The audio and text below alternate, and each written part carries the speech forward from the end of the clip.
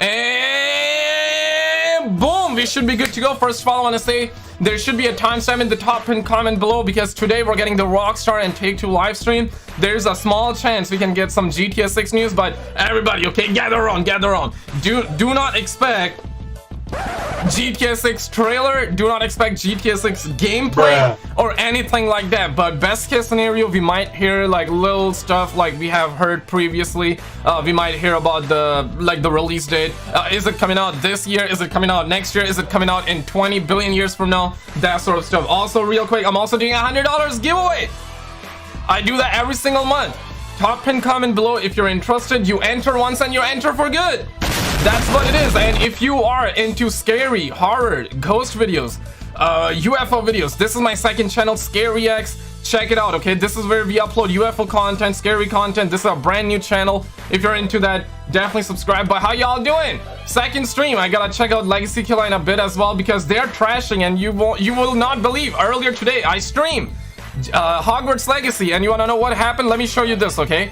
Apparently, I will not name the YouTuber, but just because I live stream Hogwarts Legacy, I got blocked by that guy. God.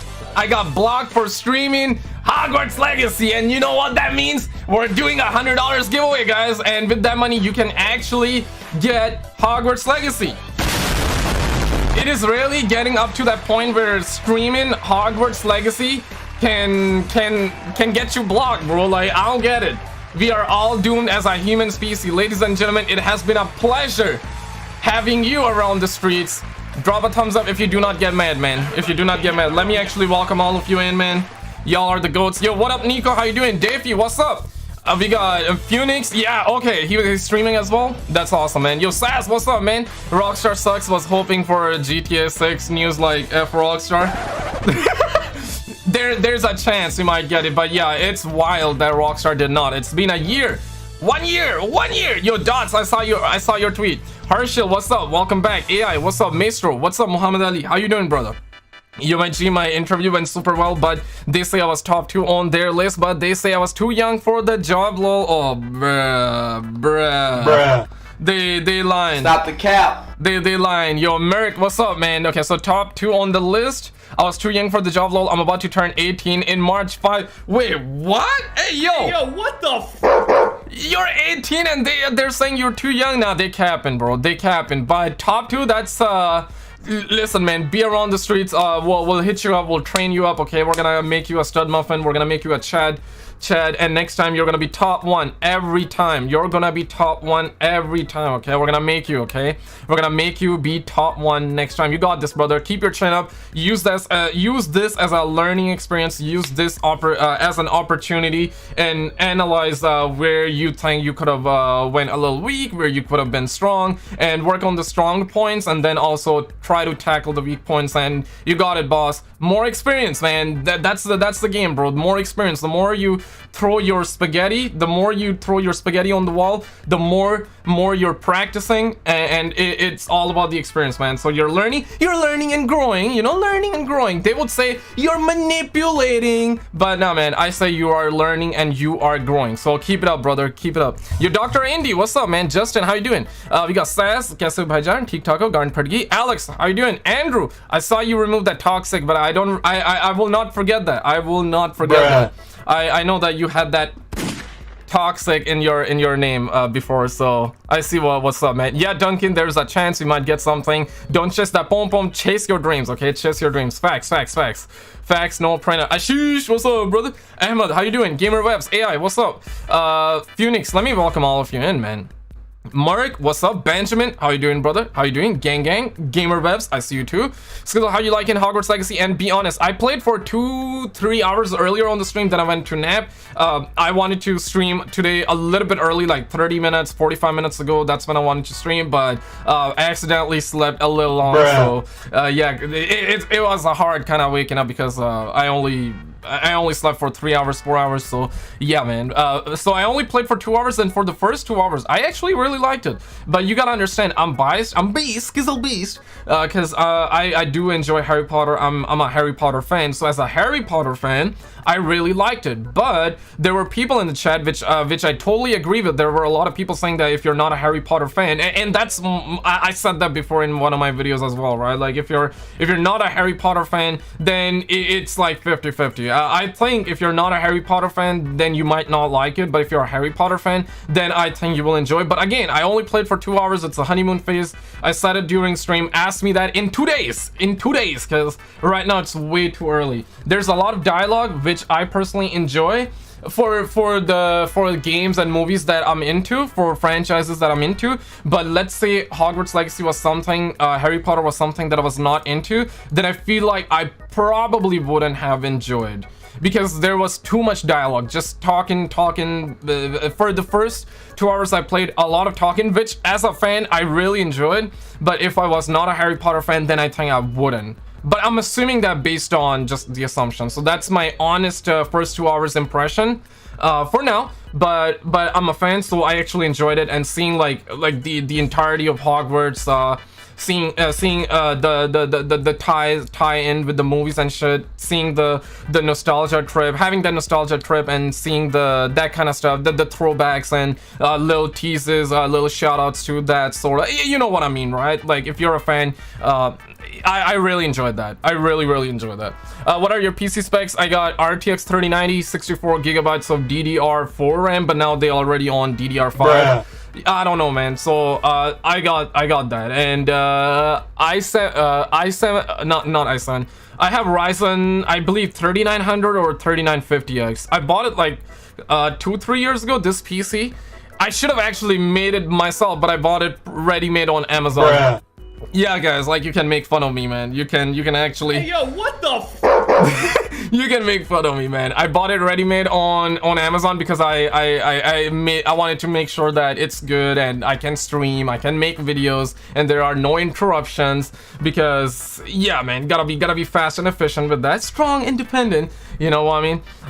And so far it's working good. So far it's working good. Right now I believe they got like 5950X or something. Ryzen. 7,000 is coming out? Wait, what? Bruh. 7,000? It seems like that they come out with new CPUs every year, bro. Every year. Come on, man. Just make like a NASA computer and just drop a new processor like a normal person 5 or 10 years later or something like that, okay? Like a normal person, man. It seems like they come out with new graphics card every year. They first came out with 3090. I remember 3070, 3080, which is great and all, you know, different editions, three tiers, like, right? And then they came out with 39 Ti. They came out, if I'm not mistaken, 3080 Ti. Then motherfuckers came out with 3060. Then they came out with 3070 Ti, if I'm not mistaken again. It's like, bro, wait, like, really, nigga? Like, what? You guys, I don't get it, man. I don't get it. I cannot even compute, man. Drop a thumbs up. Love y'all for 69 likes. Normally, you guys are not this nice, bro.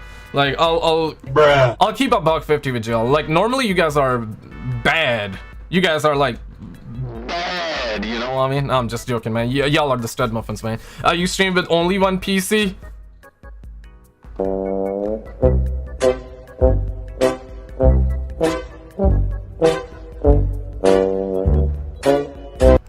Man, bro, listen, okay? Do I look like I got 2 PCs? Do I look like I got 5 PCs in my basement or some shit like that? Bruh, you give me 2 cents, I go to China right now, I'll buy 20 pieces for you, okay? All I need is 2 cents, brother. I think they will give us something, if not even a teaser. I don't think we're gonna get a teaser, but we can get a tease. We can get a tease. To a lot of people, tease and teaser is the same thing, but it's not. Teaser is like an image. It can be the teaser trailer, but tease is more like, guys, today we are not gonna talk about GTA 6. And that in itself is kind of like a tease, right? It's like a hint. And for example, the tweet they put out last year, I would consider that like a tease, right? Because we didn't see any image or anything, but they did confirm that it's in active development, and we will announce soon as we are ready, and it's been a year, so that is something I would consider a tease. And we can certainly get more hints. We might hear last call like 3 months ago they were talking about the time frame, right? So this, without saying GTA 6, they were just like, oh, you know, we're beloved franchise. We have a big franchise, big franchises in our pipeline. They always like to use words like that. You guys know how that is, all right? So no GTA 6. Now we're likely gonna hear something for today. Something today for GTA, for sure. Luckily, some of the investor asked by, yeah, last time, because officially, Take-Two boss never said anything about GTA 6. It was just the investors that asked them, and they tried to dodge it. One of the investor was like, what about, tell us more about that GTA 6 leak gameplay, you know what I mean? And then Take-Two was like, we upped the security. I don't remember exactly what he said, but he was forced to respond, which is understandable. And I'm not saying like forced to respond. He had to respond. He had no other option. He had to, because investor asked. Investors are the real customers, because if you do not respond to the investors, you're gonna lose money. You're gonna get bumbleclad. So investors are the real customers, not you, not me. We're peasants. We're always wrong. But you're manipulating. Nah, man. Investors are the real customers. Smash the like button if you know about that too. Yeah, you need to wake up. You need to wake up is what I'm saying. They try to dodge the question. They always do. And today it's probably gonna be the same thing, guys. But everybody gather on. Okay, gather on. One in the chat if you think we're gonna get something for GTA 6 today. Whether that be a trailer, gameplay, which is not gonna happen. It's not gonna happen. But one if you believe we're gonna get something like a tease, a hint, could be a trailer, could be a gameplay. Not gonna happen, but a tease can happen, right? Two if you think nothing will happen. I haven't even said two and y'all are already dropping two, man. Damn, man, y'all get out of here with that negativity, man. Get out of here with that. Everybody drop one, man, drop one. But no, honestly though, be realistic. And if you're dropping two, I don't blame you, because let's be real, we're talking Rockstar. But it did, guys, listen, it has to be, this has to be the year. Gameplay got leaked last year, back in February 4th, to be exact, to be precise. A year ago, it's been a year and 2 days right now. A year ago, they officially did announce that the next GTA is in development. Officially, Rockstar, deadass. I don't know if we are on the same planet or not, but that day made me believe that Earth is probably flat. Bruh. Because I was not expecting GTA 6 to get announced, and it did get announced. So it's been a year, right?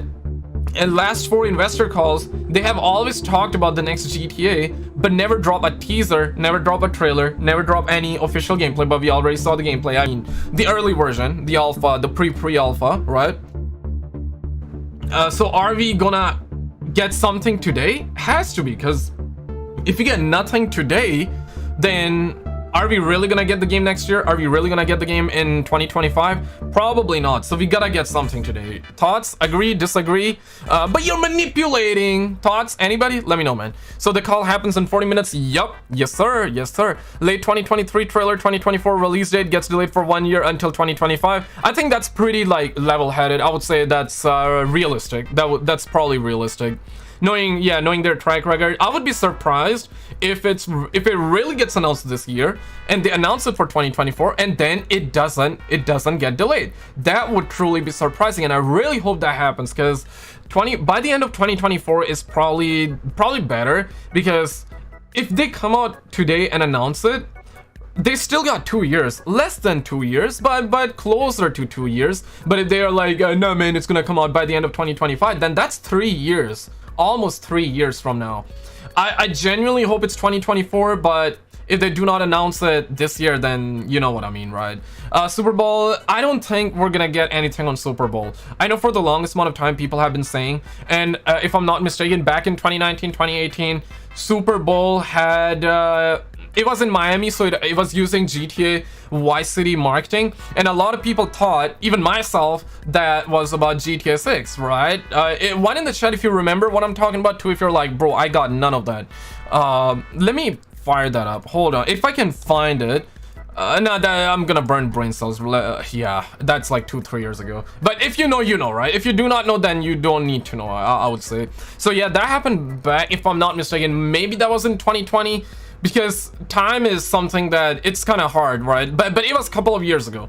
Remember when we thought it was coming out in 2018? Yeah, bro, I remember the Spawnwave. How many of you guys know Spawnwave? He also made one of his older video got recommended to me where he was talking about GTA 6 back in 2018. That there's a chance that it's gonna come out in 2018. Listen, man, with Rockstar, you do not know, man. Because man, this company, I swear to God, we are in 2013 or 2023, I should say. I'm still stuck in the past, but 2023 and nothing. Technically, they announced it, which is better than nothing. So there's that. I'll give you that. I'll give them that. Yo, Nude, what's up, man? Yo, Joe Bonkers, love ya, brother. Well, welcome on in. How you doing, gang? What happened to that kid that had the box art? Yeah, no update actually. Yo, for real, right? Like, yo. Pump the brakes. Thoughts on that, guys? So apparently the news here is that the guy that leaked the GTA 6 gameplay, he was 16, but by the time he got arrested he was 17, and he probably got some detention, like a kiss on the cheek probably, but we haven't heard anything more than that. They were saying if he was 18 or plus, then he probably would have got his ass cheeks clapped. But the fact that he was not 18, he was a minor. I think he was just let go or something, or maybe like a little bit of detention. But we haven't heard anything after that, and nothing. We haven't heard nothing. Yo, Mirko, what's up, brother? How you doing, man? Wouldn't you like? Let me actually get back to this one. We need a GTA 6. Yeah, we need that GTA 6 leaker update. Anybody know what happened? Anybody knows what happened to that leaker? Because we haven't heard anything. He was given counseling because he was being manipulated. You know, he was probably manipulated into leaking. But man, he's a true legend. I'll tell you that.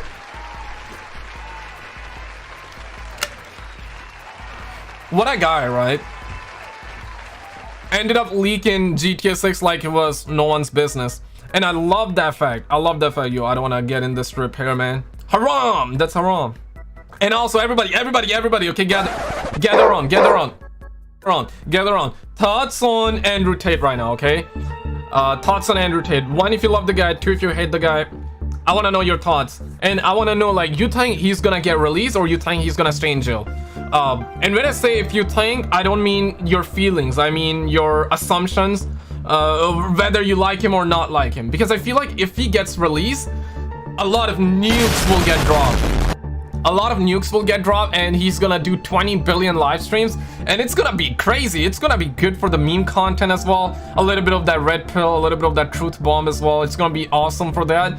But if he gets locked, if he stayed locked up for 17 years like the judge has said, that would also be insane. That would be equally insane. And if he gets freed, we're gonna be getting a whole lot of content. And in a way, I'm kind of like, if we get that, that would be insane, bro. That would give a lot of YouTubers content. And I'm also working on second channel, Skizalike Shorts. If you're into that, check it out. I will be uploading a lot of videos there. Gonna keep this channel gaming and memes, and that channel more like YouTuber news and meme related news as well, with YouTuber drama and stuff like that. It would truly be insane, because I feel like if you think Andrew Tate is insane now, wait till he gets released. It's gonna get even crazier, bro. It's gonna get insane though. Regardless you like him or not like him, he's gonna come out and it's gonna be insane, bro. Like that Lucia Bunda is fire. Yeah, don't chase that pom pom. Chase your dreams, bro. Pump the brakes. Okay, it seems like that they are live right now. We're gonna mute it. They're still not gonna be live. They're not gonna be talking for a little bit.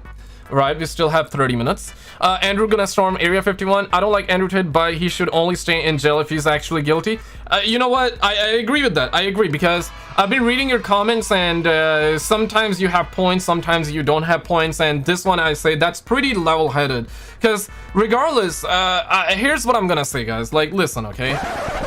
He might have done some bad stuff. He might not have, okay? There has been no physical evidence because that's what the lawyers are saying, but the lawyers are meant to say that stuff. But the thing that makes me believe that they don't have any evidence is because the judge has not started the trial. The victims, the two women that came forward that they are calling victims, they came forward and basically they said Andrew Tate is innocent, and the judge was like, they're brainwashed, you're being manipulated. That's what the judge said, which is actually wild, because judge shouldn't be saying stuff like that. Or maybe he should be, listen, I'm a man and I'm wrong. Right? I'm not strong, independent, but let's be real, guys. Like, being a fanboy is also kind of bad, okay? Like, there are some stuff that I agree with, there's some stuff that I disagree with, there's some stuff that he talks about which is true, and some that is a little bit too wild.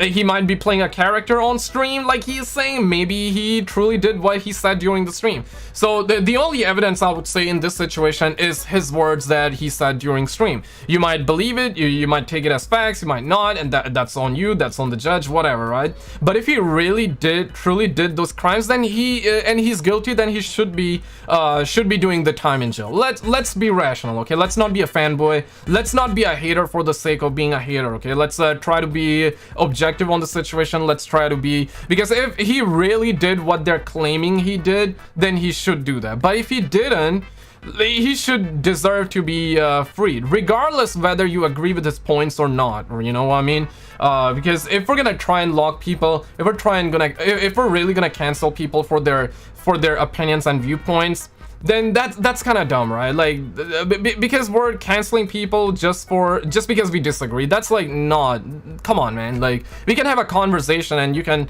drop your truth, the other person can drop their truth, and the truth is always in the middle. You have your side of the truth, and the person B has their side of the truth, but in all reality, the truth is in the middle, right? Well, what's the man GTA 6 news today? Yep, there's a chance, because Rockstar is streaming and Take-Two is streaming in 32 minutes.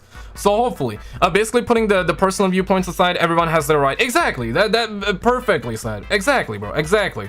I better, and you always hear people fighting for free speech, and it's good when they are given free speech, but all of a sudden, if they start questioning and if they start pointing their fingers, all of a sudden they're manipulating and they shouldn't be given free speech, and all of a sudden the same people that are fighting for free rights, all of a sudden they are the first one to try and cancel them. You know what I mean, right? Also, earthquake happened in Turkey. I saw a bunch of tweets, but it happened in the middle of the night and I did not dug into it. Yeah, man, it's I also heard, I'm in Montreal, Canada. Let me know where you guys at. In the thoughts and prayers to Turkey, first of all, thoughts and prayers to people. I still haven't seen any videos yet. I still haven't personally like searched up, but I did see tweets overnight in the middle when I was live streaming. Thoughts and prayers to the homies. I also heard that it happened somewhere around Niagara Falls as well, just like 4.4, but I believe Turkey was 7 point something.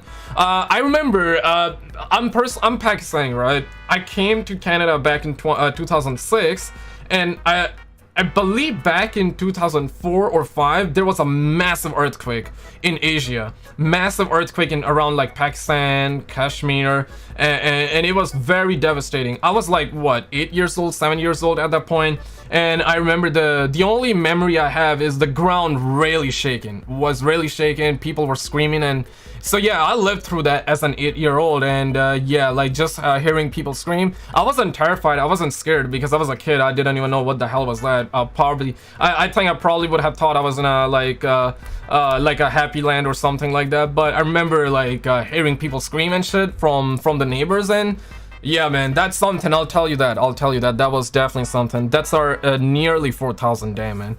7.8 on the west coast of Turkey. I heard it's a bad sign, consider it happened in Turkey and Syria. Yeah, I also heard Syria, it happened there as well. There was a crisis. There were two. I also heard that you have family in Turkey. No, I don't. Unless there is that I'm not aware of, because technically, no, I don't. I don't have any family that I know of, but there might be. You never know, man. The DNA is kind of like spreading, you know what I mean? So DNA is all everywhere. Bomba! Yo, what up, country? Country, what's up, man? How you doing, brother? I lost your comment. I lost your comment. Here while at work, also schedule. You see the website made for Hogwarts Legacy? Nah, I have not. Yeah, DM me real quick and I'll check it out after stream. But thoughts on Hogwarts Legacy? And guys, if you're just coming on, I got blocked by an old YouTuber friend. He wasn't even a friend. He was someone that it's like I know because he does YouTube. He knows me because I did YouTube. I met him in real life at a Call of Duty event, like 3-4 years back when 2019 was coming out. Modern Warfare 2019 was coming out, so I met him there and he was a cool guy, right? Like I got no ill will. Like honestly bro, like at the end of the day, we're all going the same way. At the end of the day, we're all gonna be dying. We're all gonna be dead. Doesn't matter. I don't hold grudge. I'm one of those guys like forget, forgive, move on, right? I don't care. I will always remember, but forget, forgive, move on. Because we're all gonna be dead. It's pointless. Just you can have your disagreements. You can have your agreements. I can have it, and we can have a dialogue. We can have a conversation. We can be cool, right? Like it's okay to disagree.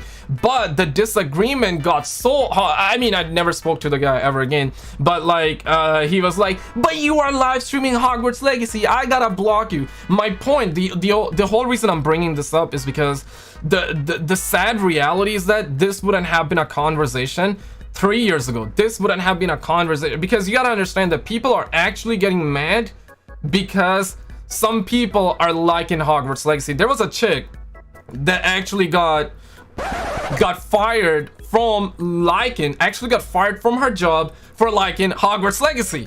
Deadass. That's the crazy part, man. That is the crazy part, guys. Like, people are getting bumbleclad because they like a video game. That is truly crazy. I really cannot compute that. One in the chat if you find that insane. Two, if you're like, nah man, you know, I block people because they don't like what games I like, they like what games and shit like that. I want to know where you guys at personally. Send, it's a website where you can search for Twitch names to see who stream Hogwarts. Oh shit, for real?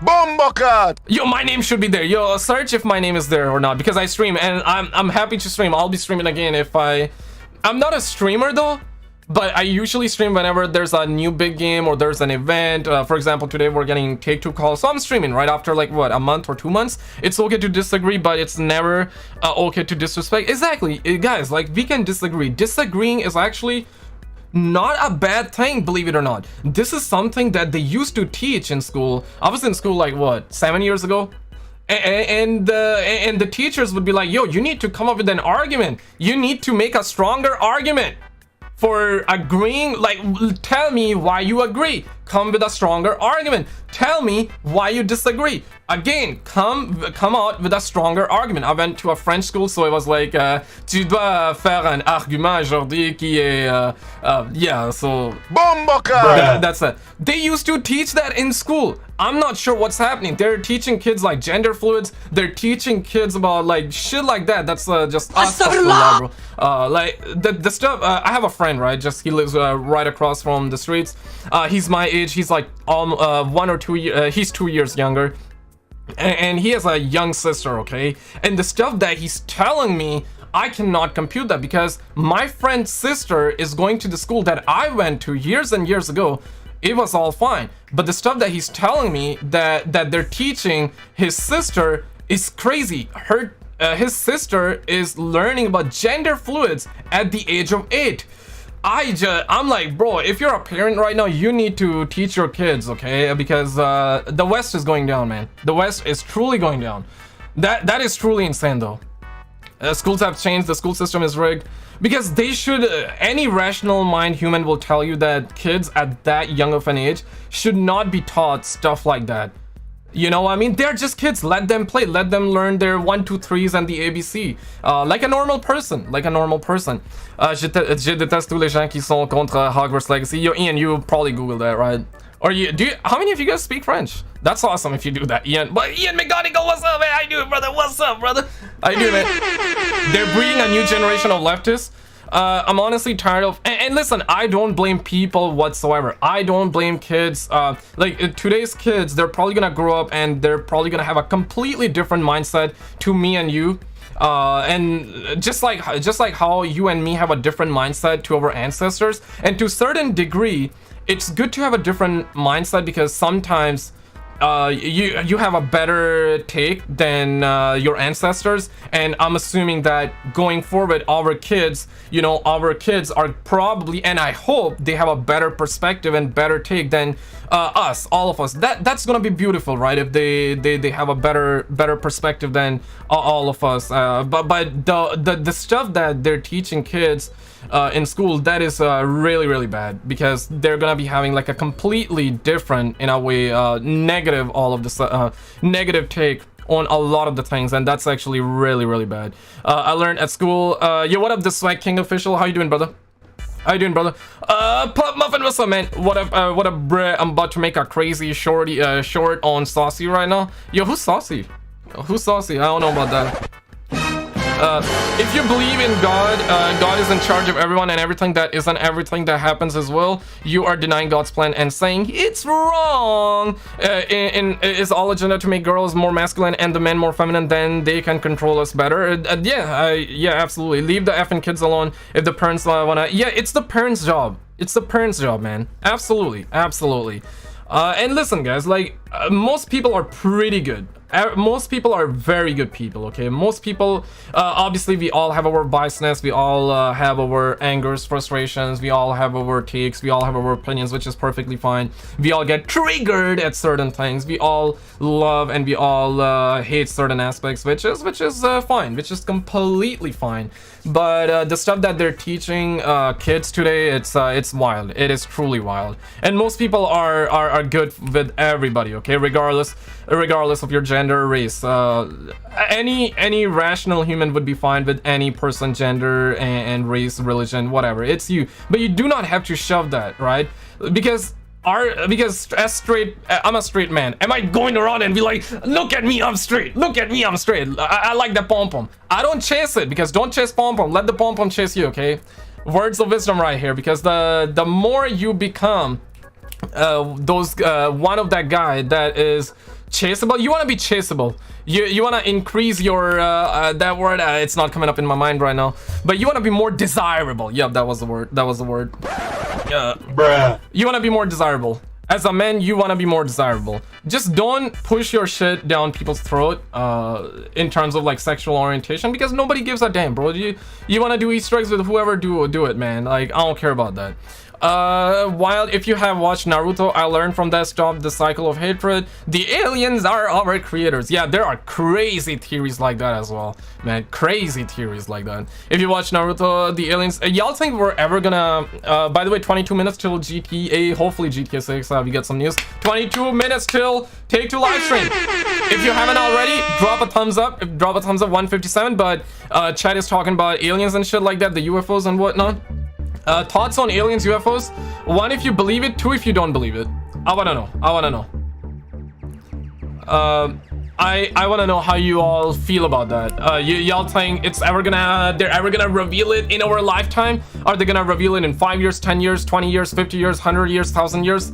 I kind of hope they reveal that in our lifetimes, but I hope that they don't reveal it when we are like 70 or 80 years old, right? Like, I really want to know about the truth. I believe it. Personally, I believe it. A lot of ones.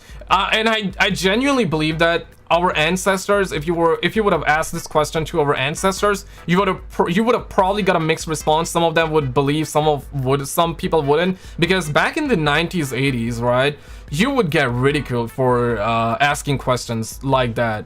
You would be ridiculed for believing in aliens or UFOs, and it's a very good question in my opinion, because the two of the biggest questions are what happens after death and are we alone in the universe, and both answers are equally terrifying, because if you're like, yeah, we're alone in the universe, then it's like, damn, bro, are we like really alone? I don't personally believe it, but you know, it can be a possibility. I don't personally believe it, but if you believe that there is other like intelligent like if you believe that we're not alone, that's also equally terrifying. Exciting, but also terrifying because it's all about not knowing what comes after. Same with death, right? Nobody knows what's gonna happen after death. If you believe in religion, obviously you will have your assumptions and beliefs, which is absolutely fine. I mean, following God is better than not following, because when you follow God, you have a purpose, you have a sense of morality, and I actually really admire people that follow their religion and follow the good teachings and shit like that. But if you're like a level-headed person, you're a good person, and you don't follow any religion but you're still a good person, then that's pretty fine. As long as you're not hurting people, that's all what's it's all about, right? But it scares me how many flat earthers there are. Yeah, man, I mean, that's their belief. It's a conversation for different day. It's hilarious, but I mean, again, like, I'm not gonna laugh at them. If they believe it, they believe it, right? Oh shit, we're gonna skip it. We better get bobs and veganas out here, bruh. I'm gonna skip the gameplay, boys. 20 minutes. I gotta burp. They could be 1 million years more advanced and wipe us out easily if they wanted to. If I'm not mistaken, just the other day, yeah, it's not coming up in my mind, but I saw some sort of headlines that said that NASA or somebody detected a signal from a galaxy that's like 5 million years away, right? Something like that. I saw a headline, something like that. I hope the GTA 6 trailer actually will come out in like 2-4 months. It would add up. I really hope so. I truly hope that today they actually uttered those words that, yup, new Grand Theft Auto, we're planning to reveal that, something like that. I'm not expecting a trailer today, I'm not expecting a teaser today, but hopefully a tease, hopefully some hints, because every single call that they did, either they talked about and they teased, or the investor deadass asked them the question and then they spoke about the next GTA. So I'm assuming chances are very high that there will be something that will be said about the next GTA today. Very high chances, because they did talk about it in all of their previous streams, and I hope something comes today. But I just don't want the talk. I just want them to actually really talk about GTA 6. Bruh. I don't want the talk, but I actually want the real talk about GTA 6. That's what I meant to say, right? What are we waiting for? We're waiting for Take-Two Rockstar livestream, their investor call. Hopefully some news about GTA 6. We will terraform either Mars or Venus before we meet any aliens. First, yeah, I believe Elon is sending by 2025, right? If I'm not mistaken. That yeah, I genuinely hope that they speed up that process, because I want to know more about space exploration and more shit in our lifetimes. Because you ever heard that saying, born too late to witness the 90s, but born too early to explore the stars? There's a saying like that, right? One in the chat if you know what I'm talking about. Two if you're like, nah, man, it's because I do not know, man, what you talking, man. I do not know the things you talk about, man. One if you know what I'm saying. And that's actually true, because my generation, you and me, we're kind of born too late to witness the good 90s. But we're born way too early to explore the... Wait, a lot of twos in chat? I mean, only Harry's dropping twos. Okay, now Operation Katana dropping two, but Jesus Christ said one. Okay, thankfully. You're saved! You cannot be saved! I can't explain. You cannot be saved. No, I'm just joking. Just like the Pandemic, there's good YouTube channels that cover the Mars over rover expeditions. Got you, daddy. Hit me up with some names. I might actually do cover that topic on my second channel. By the way, guys, if you're into UFO, content, alien content, ghost videos, paranormal, you love watching horror movies, you love watching that Shiza, Nuke's Top 5, Mr. Bellin, channels like that on YouTube. If you're into that content, this is my second channel, Scary X. Check it out. Hit that up. 1.9k subscriber. We trying to hit 2k subscribers on that. Check it out. I'm also doing a $100 giveaway. Link is in the top pin comment. You enter once and you enter for good. You don't have to enter ever again once you enter, and this giveaway happens every single month. I do it every single month. I give away $100, and with that money you can buy anything you want to. I like to do PayPal, but if you don't have, most people that I reach out to when they win, they don't have PayPal, so I give them an Amazon gift card because that's much better. I tried Google Play when a guy randomly won from me a couple of months ago, but Google Play gift card didn't work, so I'm like, okay, Amazon is the best one. So either Amazon or PayPal. If PayPal is not in your country or you do not have an account, don't worry, I got you. It's gonna be Amazon gift card, and I got you if you win. Okay, so you enter once, you're enter for good, and I'm gonna keep running these giveaways till I can. I didn't do in December because I got a little lazy, and quite frankly I didn't have that much money left over, so I didn't do back in December, so only missed 1 month. But I've been on a streak. I've been giving away $100 every single month for almost a year now, almost a year. And you only have to enter once, so once you enter, you're good. Scary X is a goated channel. I watch it all the time. So you're saying that this channel, SkizzleX, is not goated? What do you mean, bro? What do you mean, man? I'm joking, man. I love you, brother. Thank you, man. It's my favorite channel as well, man. So if you're born a male, then you're a male. But you're manipulating. You're manipulating. What if aliens reveal GTA 6?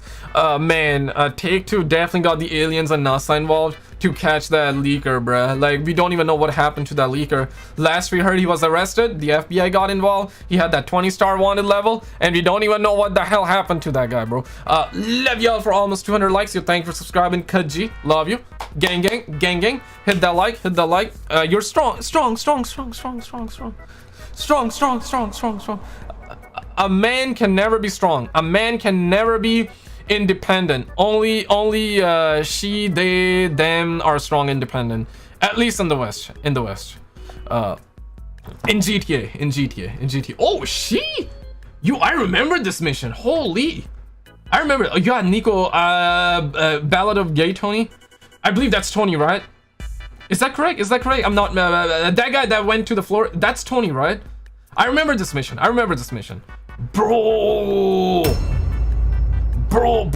I remember playing this mission as a kid. This was surreal, bro. This looked like real life to my Sony Pony 3 console player eyes back in the days. And I was mind blown when we found out that this led to a brand new DLC. Your Rockstar was so goated, bro. Games were crazy because I remember playing this first, but we saw them talking, but we thought nothing about it. Then they hit us up with the Ballad of Gay Tony DLC for GTA 4, and all of a sudden that blew my mind. A lot of people were like, yo, bro, I'm shaking. You know what I mean? That is insane, bro. That is insane. Yeah, man. Rockstar used to be goated. I wouldn't mind like $20, $30 DLC for story, but in this day and age, we're probably not gonna get that. We're probably gonna get $70 DLC, $20 microtransaction, $20 per skin. Y'all hate that? Y'all love that? Let me know your thoughts. Thoughts on microtransactions of today? I want to know your genuine thoughts. One, if you love $20 microtransactions and you're a rich motherfucker. Two, if you hate them. Three, if you're like, whatever. I don't care. I don't buy it, but I don't hate it. I want to know your thoughts on that real quick. Eventually it will be $100 for normal price. Yup. I'll tell you this, okay? I'll tell you this. I personally used to I used to hate microtransactions. Then, especially, okay, I'll give you this. When Black Ops 3 came out, right? I was a kid. I didn't understood the manipulating part, so I didn't care much about the microtransactions. Then I bought Liquid Diviniums and Zombies because it was on sale. I spent $40 on microtransactions. Right now I cannot compute that, but back in the days I was like, yeah, it's on a sale, I'ma buy it because I'm strong, independent, right? I bought it, and then I quickly realized the mistake I made because I bought something that don't matter and I wasted $40. I love Black Ops 3, don't get me wrong. I love Zombies, it's one of my favorite. I know live that. I absolutely adore that game. But microtransactions were completely pointless. It would have been way better if I grinded for Liquid Diviniums, because that would have been much better, because either way I was playing the game. So if I get those Liquid Diviniums, those in-game content today or tomorrow, doesn't matter. As long as I'm playing, I'm enjoying, that's all that matters. And it's gonna be much more rewarding when I get it. I'll save money and whatever, right? And I understand if you're a YouTuber, if you're a rich guy, you just want that quick dopamine, that's understandable, right? Like you can get a tax write-off, and if you have more money than God, whatever, right? So that's perfectly fine. But the second they did loot boxes, that shit was really, really bad. And then they got rid of that Fortnite introduced a new model, free to play, but $20 skins. I don't mind Fortnite because it's free, and you do not have to buy the skins. If you buy, like, you can only blame yourself. But still though, $20 for one skin, for one digital item is like just crazy, right? Am I the only one that thinks $20 is way too expensive for one digital skin? It would have been another thing if you would get like a pack of like 100 digital skins for $20. That would have been another thing, but just one skin, that's insane to me. Because if I tell my parents that exists, $20 for one thing, one digital item in the skin, I would probably get my ass cheeks clapped, bro. I spent £5 on microtransactions my whole life. What the F? Where is GTA 6? Bro, we still waiting, man. We're getting Take-Two live stream. It's happening in 10 minutes, so hopefully something for that. Charlie Intel, yeah, there is yo, you reminded me of, there's an Activision call today as well, but they're not publicly doing. Activision Blizzard generated $1.82 billion in revenue for Micro. Yeah, you had to come in, right? You had to come in, especially when we're talking. But honestly, bro, that's actually a good sign. That's a good sign. I know that sounds like bruh, but Activision Blizzard 1.82 in the last quarter, Q4, total 5.30. Damn!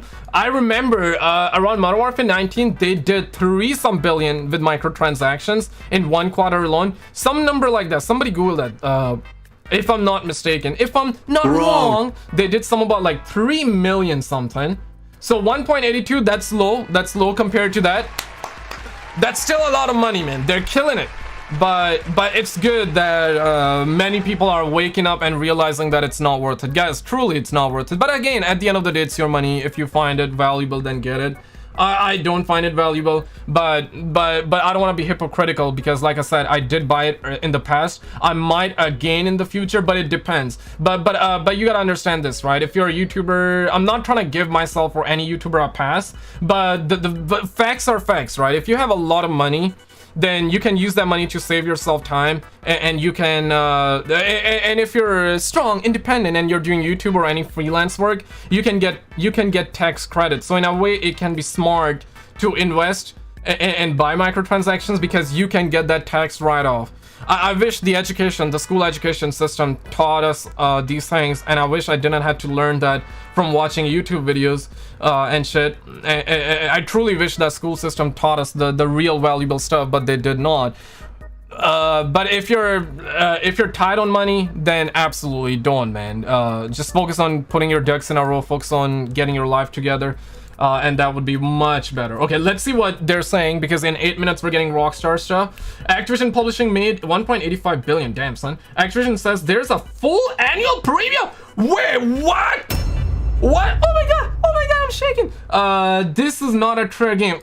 Bombocard. Okay, for a second I thought that was a Treyarch game, because okay, guys, everybody gather on. The situation here is that we heard previously that we're not gonna be getting a new Call of Duty game. Then Jason Schreier said that it's not a new Call of Duty game, but it's a DLC.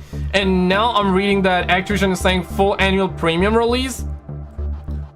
So all of a sudden I thought it was Treyarch, but then Charlie says it's not a Treyarch game, so I'm confused. Let me see.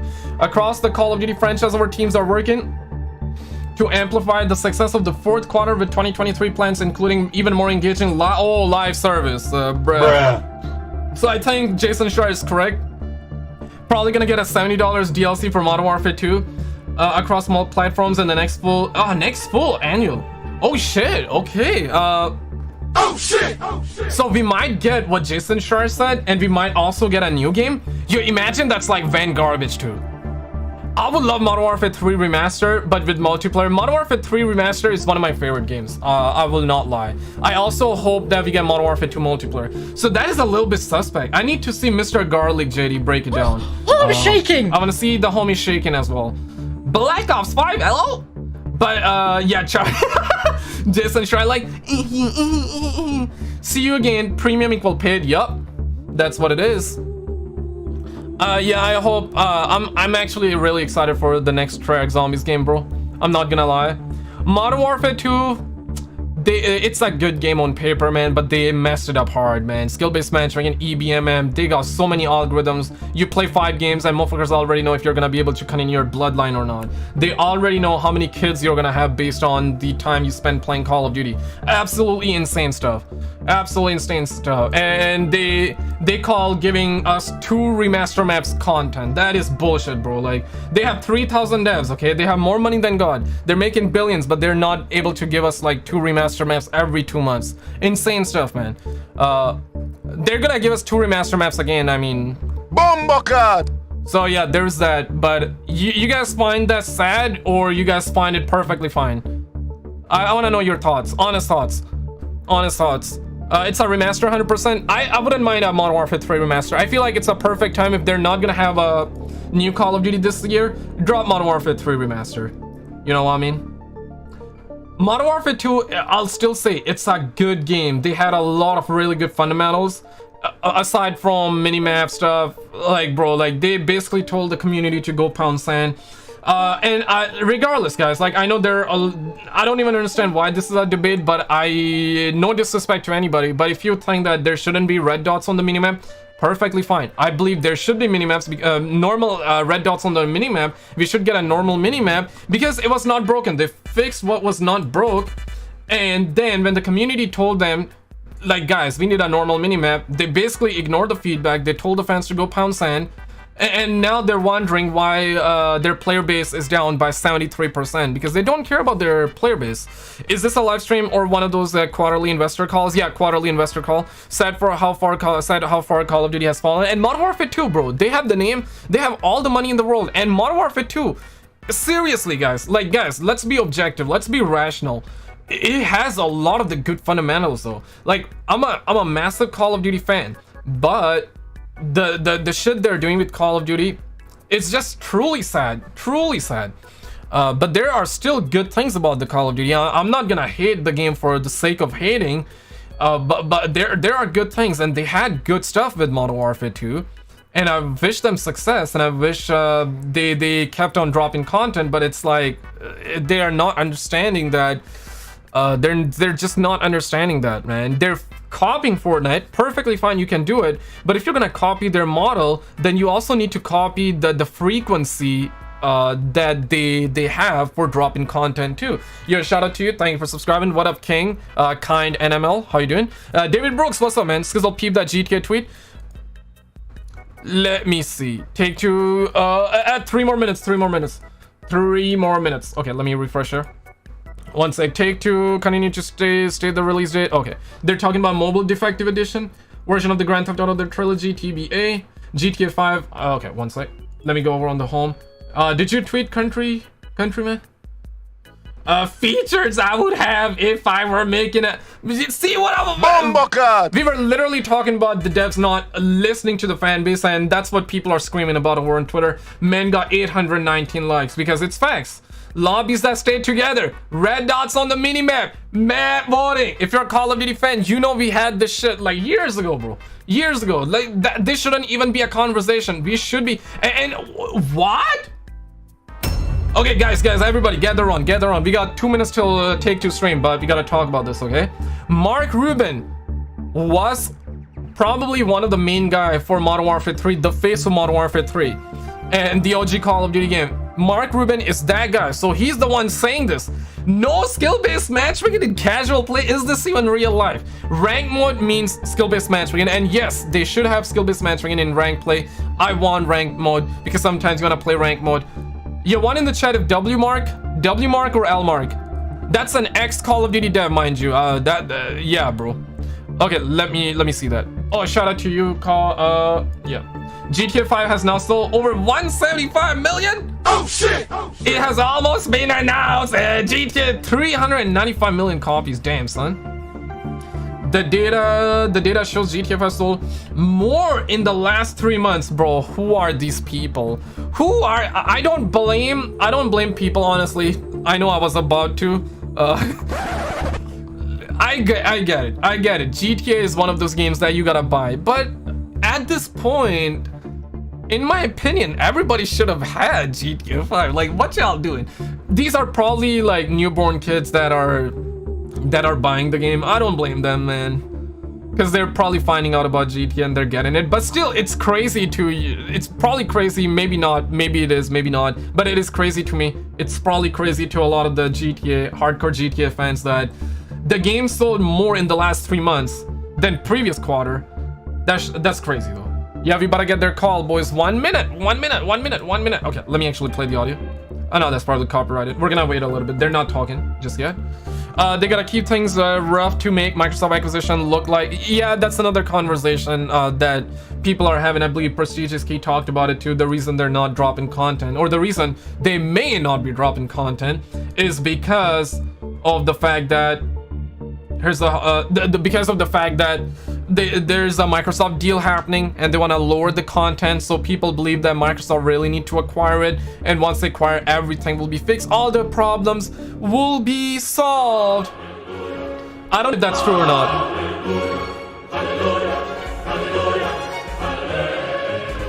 When Fortnite first person mode comes, it will beat every other. Yeah, like Fortnite is killing it, guys. I don't play it. One, if you play Fortnite, two, if you don't. They're gonna be live any second, guys. In fact, they're already live. I'm gonna remove that, but they're not talking just yet. So one, if you play Fortnite, two, if you don't. I don't play it, but I got respect for the amount of content they drop, and the fact that they're getting FPS mode. I might actually try it out in the future. Yeah, they have that music playing in the background. They're not talking yet. We're gonna give it some time. We're gonna give it some time. Journalist trash Hogwarts Legacy review. Oh no, we're gonna actually check it out later. Okay, let me see. GTA 5 sold. Wait for it. GTA Online. Okay, so yeah, we're waiting, guys. We're waiting. Oh, any second now. Yeah, haven't consistently played since end of 2018. Twos. A lot of twos. Okay, some ones as well. Yeah, kind of mixed. I see you guys. I see you. How long are these calls? Usually hour and a half. The Q&A is probably the best part, because investors ask about, tell us about GTA, the next GTA 6. Every call, there's at least one guy that asks, so I'm kind of actually hoping somebody does as well. By the way, I'm doing a $100 giveaway. If you want to enter, check out the top and comment below. You enter once and you're enter for good. Also, if you're into UFO and ghost videos, scary and horror movies, you like watching horror movies, check out my second channel, Scary X. We're trying to hit 2,000 subscribers. If you're into that content, check it out. But we're waiting for take two now. Yeah, they still got the music in the playing. Yeah, that's the sound of making monies. Greetings and welcome to the Take Two third quarter 2023 earnings conference call. At this Let me know if the audio is good. I'm gonna talk over. Is the audio good? A brief question and answer session will... At this Let me know time, if the all audio is good. I'm gonna talk over. Is the audio A good? brief question and answer Yeah, audio good. Audio good. What if audio good? is being recorded. It is now my pleasure to introduce your host, Nicole Shevins, Senior Vice President of IR and Corporate Communications. Thank you, Nicole. You may begin. Nicole, you're wrong, but you're Good manipulating. afternoon. Thank you for joining our conference call to discuss our results for the third quarter of fiscal year 2023 ended December 31st, 2022. Today's call will be led by Strauss Zelnick, Take-Two's Chairman and Chief Executive Officer, Carl Sladoff, our President, and Lainey Goldstein, our Chief Financial Officer. We will be available to answer your questions during the Q&A session following our prepared remarks. Too loud? Before we begin, I'd like to remind everyone that statements made during this call that are not historical facts are considered forward-looking statements under federal. You imagine having billions and billions of dollars and you cannot afford. I get it. It's a phone call kind of, but still, guys. Currently available to us. We have no obligation to update these forward-looking statements. Actual operating results may vary significantly from these forward-looking statements based on a variety of factors. These important factors are described in our filings with the SEC, including the company's most recent annual report on Form 10-K and quarterly report on Form 10-Q, including the risks summarized in the section entitled Risk Factors. I'd also like to note that, unless otherwise stated, all numbers we will be discussing today are GAAP and all comparisons are year-over-year. Additional details regarding our actual results and outlook are contained in our press release, including the items that our management uses internally to adjust our GAAP financial results in order to evaluate our operating performance. Our press release also contains a reconciliation of any non-GAAP financial measure to the most comparable GAAP measure. In addition, we have posted to our website a slide deck that visually presents our results and financial outlook. Oh, shit. Our press release and filings with the SEC may be obtained from our website at take2games.com. And now I'll turn the call over to Strauss. Thanks, Nicole. Good afternoon, and thank you for joining us today. Talk about During the third quarter, we continued to execute on our ambition to create the highest quality, most engaging interactive entertainment franchises in the industry, to deliver them across an array of platforms, and to captivate our global audiences. All of our new game releases and post-launch content have received significant critical acclaim, and we're pleased to have the highest catalog sales based on units sold in the Americas. The strength of our portfolio reflects the passion, vision, artistic acumen, and hard work of our world-renowned development teams and studios, and we're immensely proud of our long-standing commitment to quality. Notwithstanding our creative achievements, our third quarter net bookings of $1.38 billion were slightly below our prior guidance. We believe that as a result of macroeconomic conditions, consumers shifted holiday spending toward established blockbuster franchises and titles that were offered with pricing promotions. While our catalog benefited from this trend, it affected the performance of certain of our new releases and recurrent consumer spending for some of our console and PC games. Despite the current market, we believe that our long-term success will be driven by our consistent ability to create the best entertainment experiences, including sequels of our beloved franchises and the introduction of engaging new intellectual properties. Ow! Oh, shit! Sales of Grand Theft Auto 5 exceeded our expectations during the holiday season, and to date, the title has sold in more than 175 million units. During the quarter, Rockstar Games released an array of new content for both Halloween and the holiday season, as well as a new story-driven update, Los Santos Drug Wars. The update launched in December and continues to deliver exciting new story and gameplay features to players across the winter season, including a new business, taxi missions, and much more to come, which is continuing to drive strong engagement with our player base. Strong engagement, We were also pleased with the performance of Red Dead Redemption 2, which outpaced our expectations, driven by successful holiday promotions and events. To date, the title has sold in more than 50 million units. During the quarter, Rockstar Games continued to release new updates for Red Dead Online, including a new Halloween hardcore telegram mission and new call to arms locations for Halloween and the holidays. We remain incredibly pleased with the enduring quality of these entertainment experiences. Grand Theft Auto 5 was ranked number 3 for units sold in the U.S. during calendar year 2022. I don't believe that, man. Y'all still buying that. And was number 2 overall for 2022 on Steam. Additionally, 2022 was GTA 5's 10th consecutive year in the NPD Top 5 for unit sales. Red Dead Redemption 2 also continues to resonate strongly with players, ranking as the number 1 selling game on Steam for the quarter and number 3 for 2022. NBA 2K23, which remains the number 1 selling sports title in North America, continues to expand its audience and to date has sold in over 8 million units. Full game sales for NBA 2K23 are up 3% year over year, and My Team users grew more than 50% over last year, as players enjoyed assembling their rosters of the NBA's all-time greatest stars to dominate the competition. In addition, NBA 2K23 Arcade Edition remains the number 1 game on Apple Arcade since its launch in October. 2K and HB Studios supported PGA Tour 2K23 with a limited edition holiday bundle that included NBA 2K23 and new content featuring branded gear from Barstool Sports, 100 Thieves, and Dude Perfect. HB Studios will release more content and features, including the addition of Pebble Beach, cross-play functionality, and ranked matchmaking. On December 2nd, 2K and Firaxis Games launched Marvel's Midnight Suns on Windows PC via Steam and Epic Game Store, PlayStation 5, and Xbox Series X and S. The title launched to critical acclaim with VGC rating it a 5 out of 5, calling it a modern strategy classic. PC Gamer said it was completely brilliant, scoring it 88 out of 100, and Rock Paper Shotgun called it one of the best superhero games. The title is being supported with a series of post-launch content that can be purchased individually or as part of the game season's pass. Season passes. Oh wow. During the quarter, Zynga's in-app purchases performed in line with our expectations, and we saw mobile trends improve from prior lows, particularly during the holiday season. The label continued to experience strong engagement among its active players, and we believe that we're maintaining our global market share. Our advertising business outpaced the broader industry as we continue to introduce new ad supply and products, optimize our networks to increase ad yields, and roll out Chart Boost throughout our inventory. A few key highlights of our mobile offerings during the quarter include Empires & Puzzles was a top performer due to strong seasonal content and Black Friday offerings. This is one of our first titles to leverage our direct-to-consumer platform for in-app purchases, which we believe can enhance significantly the margins for our mobile portfolio over the next few years. Rollic's Balls and Ropes reached the #1 spot for most downloaded game in the US in December, giving Rollic a total of 20 games that have reached the #1 or #2 spot in Apple's US App Store.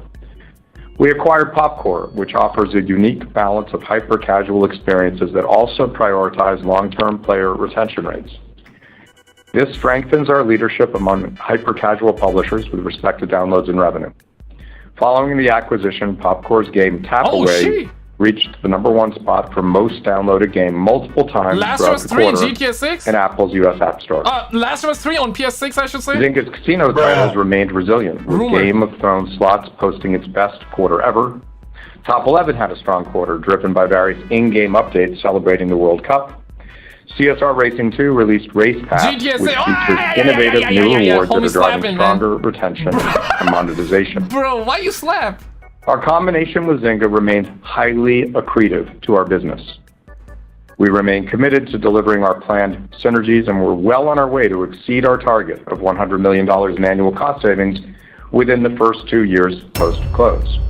Okay. During the quarter, recurrent consumer spending rose 117% and accounted for 78% of net bookings.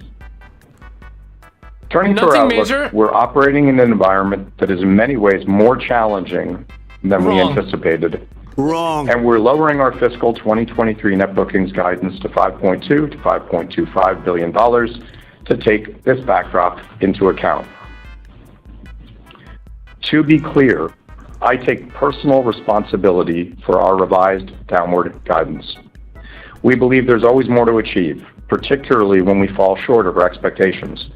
We've embarked on a company-wide cost reduction program that will optimize our expense structure while also positioning us to deliver on our anticipated growth trajectory. Okay, so it's we expect to achieve savings in excess of $50 million as a result of this initiative.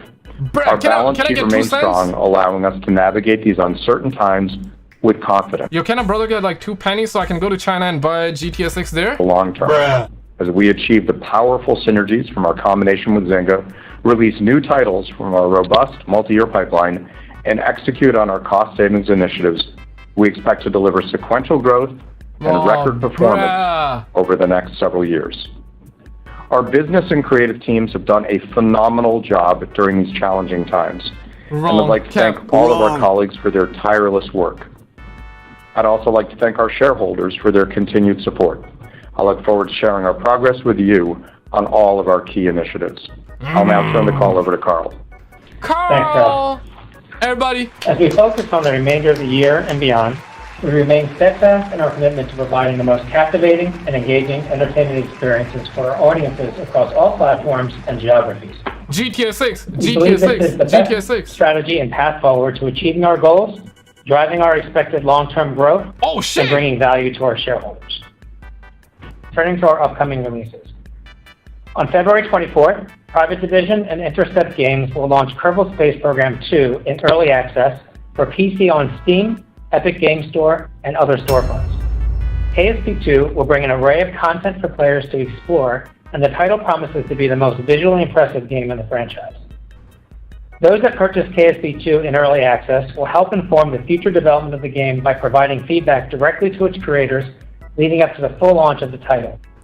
Okay, so they just basically said that a GTA 6 leak update, so they Take-Two spoke with IGN and said that's really frustrating and upsetting to the team. However, as a business matter, we're not affected. That's good, so they're strong, independent, so they might actually give us more news during the stream. Series X and S. Private Division announced a publishing partnership with Bloober Team to develop a new survival horror game expected to launch after calendar 2024.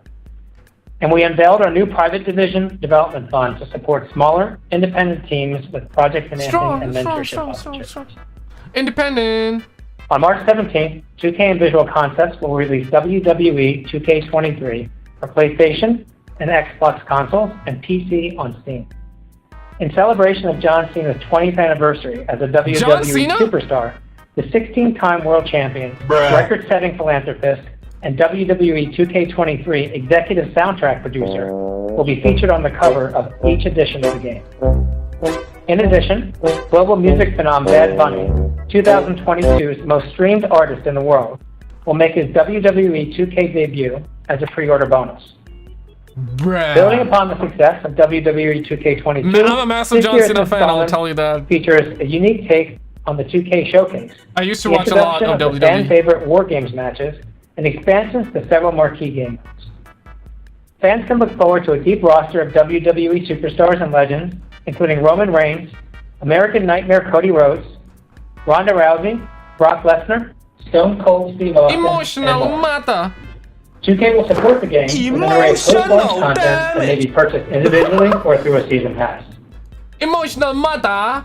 Throughout the balance of the fiscal year, Rockstar Games will continue to support Grand Theft Auto Online with additional content updates. And 2K and Firaxis Games will continue to release add-on content for Marvel's Midnight Suns and Sid Meier's Civilization 6 Leader Pass. Let GTA Online go, bro. Zynga's Walla Studio will release a vast array of titles as they've done previously, while the label's other studios remain at work on a variety of games, including several in soft launch that we expect to release in fiscal 2024. Bruh, we will have more to share on our pipeline when we report our fourth quarter results in May. And I'll turn the call over to Lane. Okay, in May you are. Good afternoon, everyone. Today I'll discuss the key highlights from our third quarter before reviewing our guidance for fiscal year 2023 and our fourth quarter. Please note that our third quarter results include our combination with Zynga, which affects the comparability of our results relative to last year. Additional details regarding our actual results and outlook are contained in our press release. As Strauss mentioned, we delivered net bookings of $1.38 billion, which was slightly below our prior guidance, as consumers displayed more cautionary purchasing behaviors during the holiday season. As in prior periods of economic headwinds, full-game sales from our catalog of industry-leading intellectual properties were relatively resilient. However, we felt pressure on some of our newer releases that are in earlier stages of building their player base, alongside softness in recurrent consumer spending. During the period, recurrent consumer spending rose 117%. Okay, guys, one, if they should let GTA Online go. Two, if they should keep updating GTA Online. I want to know where you guys at. So they said she's just talking about dollars. We gotta wait for the Q&A, so something will happen. And if you're just coming on, Take-Two boss in the beginning kind of said some things without saying GTA 6, but they officially talked to IGN by saying that GTA 6 leaks didn't impact the business. They're strong and independent, but we are an emotional mata. So that's what they're saying. We gotta wait for Q&A. And cost of revenue increased 97% to $692 million. Let it go, Operating bro. Let it go. Increased by 123% to $889 million, primarily driven by the addition of Zynga. I'll say this, okay? Let Zynga go as well, bruh. You know what? The best thing they can do is bring GTA Online with GTA 6. Keep supporting GTA Online, but in GTA 6. Smash a like button if you agree, man. If you get 300 likes, they gotta drop GTA 6. $4 million of business acquisition costs. A management tax rate for the period was 18% as compared to 60% don't worry, they're talking in the prior dollars year right now. as a result of our combination with Zynga. You're not missing anything.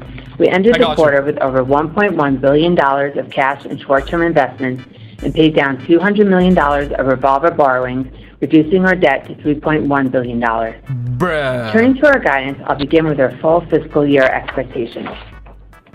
We now expect to deliver net bookings of $5.2 to $5.25 billion. Our forecast takes into account the current economic environment and consumer purchasing trends that we've been experiencing and which we expect to continue into the fourth quarter, including lower expectations for some of our recent game releases and softer recurrent consumer spending, as well as the shift of an unannounced mobile title and a focus on enhanced profitability for our hyper-casual business.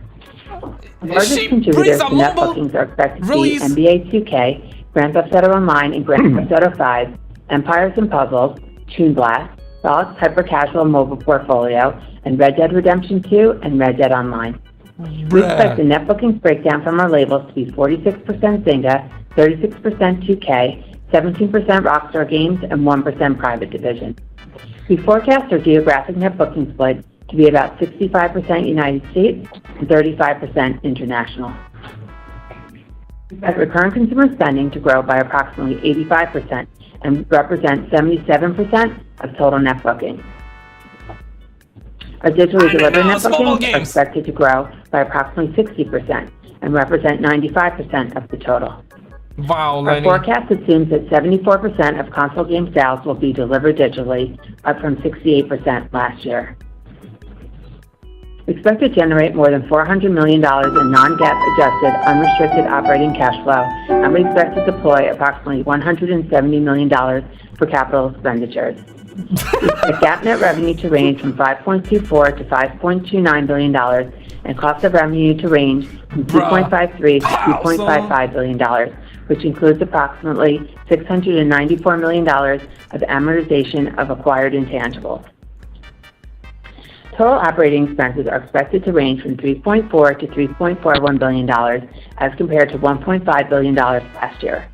This increase reflects the inclusion of Zynga, business acquisition costs, and higher personnel, stock compensation, and marketing expenses, which we anticipate will be slightly offset by our expected cost synergies from our integration with Zynga. As we've mentioned on prior calls, in light of the current backdrop, we have been evaluating cost savings opportunities that can structurally enhance our margins and make our company more efficient and nimble for the long term. After a comprehensive review, we now believe that we can deliver over $50 million of annual savings, which we will begin to execute on this quarter. Opportunities include personnel, processes, infrastructure, and other areas, particularly in publishing and corporate functions. This program is in addition to the over $100 million of annual cost synergies from our combination with Zynga, and is not expected to impact the delivery of our robust multi-year pipeline. We expect a GAAP net loss ranging from 704 to 700. Okay, looks like, yeah, Treyarch is working hard on their next title as well. This year's Call of Duty is also confirmed, but it's not going to be Treyarch, it's going to be Sledgehammer My Balls. Likely a DLC for Modern Warfare 2, maybe a Modern Warfare 3 remaster or something, we'll see. Tax rate to be 18% throughout the year. Wait for the Q&A, guys, wait for the Q&A. Now moving to our guidance for the fiscal fourth quarter. We project net bookings to range from $1.31 to $1.36 billion. Compared to $846 million in the fourth quarter last year. The largest contributors to net bookings are expected to be NBA 2K, Grand Theft Auto Online and Grand Theft Auto 5, Empires & Puzzles, Toon Blast, Rollic's Hyper-Casual Mobile Portfolio, and WWE 2K23. We project recurrent consumer spending to grow approximately 105%, and digitally delivered net bookings to increase approximately 70%. Our forecast assumes that 80% of console game sales will be delivered digitally, up from 75% last year. We expect GAAP net revenue to range from $1.34 to $1.39 billion, and cost of revenue to range from $688 to $708 million, which includes approximately $198 million of amortization of acquired intangibles. Operating expenses are expected to range from $871 to $881 million. At the midpoint, this represents a 120% increase over last year. This increase reflects the inclusion of Zynga, business acquisition costs, and higher marketing and personnel expenses, which we believe will be slightly offset by the realization of some of our anticipated $800 million, guys.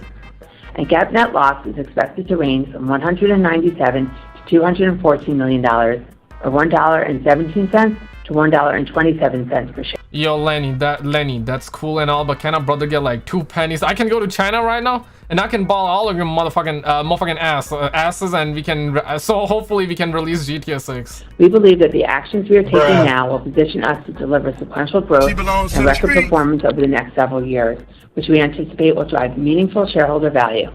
I'd like to thank all of our stakeholders again for their support. Thank you. I'll now turn the call back to Joe. Thanks, Lainey and Carl. On behalf of our entire management team, I'd like to thank our colleagues for their firm commitment to creativity, innovation, and efficiency as we continue to navigate a challenging economic landscape. I'd also like to express our appreciation to our shareholders for their continued support. We'll now take your questions. Operator? Yes! GTA 6! GTA 6! Thank you. Ask GTA 6! We will now be conducting a question and answer session. If you would like to ask a question, please press star 1 on your telephone. Guys, star one. The confirmation tone will indicate your line is in the question queue. Everybody, You may press star 2 if you'd like to remove your question. Star 1, okay? Start taking notes, start taking notes. Using speaker equipment, it may be necessary to pick up your handset before pressing the star key. One moment, please, while we poll for questions. Star 1. Alright. Take notes, boys. Take notes. Take notes. Thank you. Our first question is from Eric Handler with MKM Partners. Please proceed with your question. Good afternoon, and thanks for the question.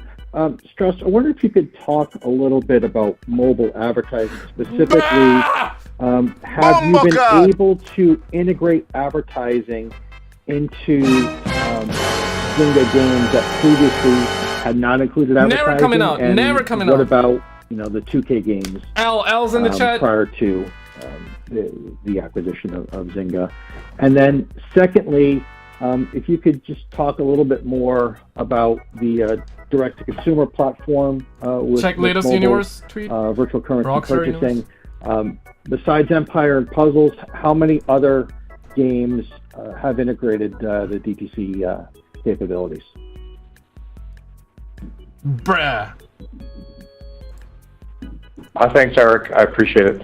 To answer your question, we have enhanced advertising within the Zynga portfolio. Certain titles within that portfolio did not have advertising and now do. And at 2K, with regard to their mobile titles, there's no change. With regard to console titles, we have a limited amount of advertising, but there's no change there as well. With regard to direct-to-consumer, that's a new initiative for us and for the team at Zynga. It's being rolled out modestly. We are seeing early signs of success, and obviously that has a very significant effect on our contribution margins. Thank you very much. Okay, next question, next. Maxpin 1, 2, and Remake are still ahead. Question is from Matthew Thornton with Truist Securities. Please proceed with your question. Okay, well, I'll talk about that in a bit. Hey, good afternoon, everybody. Maybe two if I could. Coming back to mobile, I don't know if this one's for Strauss, but can you give us maybe your higher level thoughts as you think about the mobile market? Higher level thoughts. To tease apart macro versus what's going on the user acquisition side with Apple ATT, but I guess putting macro aside, if you think about the mobile market over the next couple of years, how do you think about the growth rate of that higher business, level and thoughts? how are you thinking mobile maybe different about the mix of in-app purchase versus ad revenue, or the right genres, or new IP versus existing franchises, the right cost structure if there's more opportunity there. Just how are you thinking about that, as that market's obviously been very dynamic? And then I have a follow-up, but I'll stop there. Follow-up, but I'll stop there. Well, I'll see how I do, and then you can determine what your follow-up is like. So in terms of the mobile market, look, the reason we were interested in combining with Zynga is we believe that mobile will continue to be the fastest growing part of the interactive entertainment business, and we still are of that belief. Yes, there's been some year-over-year pressure, which is, in our view, related to the economy primarily, and to a lesser extent probably sort of post-pandemic changes in demand. But we think those are near-term, and in fact the trends recently are quite positive in terms of demand. and Zynga has the best portfolio of mobile games in the business. Most of our competitors, good as they may be, have 1, 2, 3, 4 titles that matter. We have a whole lot more than that. We have these forever franchises, and we also are blessed with phenomenal leadership in that division. So we remain highly optimistic about the growth in the future. I'm not sure I can give you an exact growth rate. Stop the cap. It will continue to be a rapidly growing part of the business. It also diversifies us. We attach a different audience on the mobile side. It skews more female, it skews older. And by having a diverse company that has console and PC and mobile titles, we address every part of the interactive entertainment business, and we find ourselves as one of the top 3 pure plays in the business. With regard to our expectations about in-app purchases and ad revenue going forward, look, in-app purchases still are only relevant for about 10% of the market. For 90% of the users, that's not something they're interested in. So if you're selective and careful about how you target it, advertising makes all the sense in the world, because we ought to be able to find a way to monetize all of the viewing, all of the engagement, not just the engagement that leads to spending, particularly because we're not in the toll booth business, we're in the entertainment business, and we want to be able to deliver titles that consumers can enjoy without regard to spending. Spending should enhance the experience for sure, and it does. But in order to be commercial, we should have a robust advertising business that's not intrusive, that's positive for the consumer experience, and that's exactly what Zynga is building. Wrong. With regards to It new does IP, not. It does not. I'll finish. Enhance experience. I wrote down your question, so let me just grab you on new IP, and then I'll stop talking. On new IP, that remains the biggest challenge in the mobile business, and making new hits in mobile is really, really, really hard. Buying microtransactions does not enhance in-game experience. But it's super hard to make hits. Hit ratios in the business are low. Just one quick follow-up, Strauss, and that's really impressive that you got all those, by the way. I was keeping notes, so that's impressive. Not impressive. On the, Wrong. You talked about the next couple of years getting back to record bookings, which you've talked about for a while now. I think you even talked about sequential growth. Does that apply to fiscal 24? I guess just any early thoughts about how we can start thinking about fiscal 24? I'll hop back in the queue. Thanks again. Okay, I like this question, though. I like this question. What we said today is we expect sequential growth and record results over the next couple of years, and that remains our expectations. We'll give you exact outlooks, including guidance, in the coming months.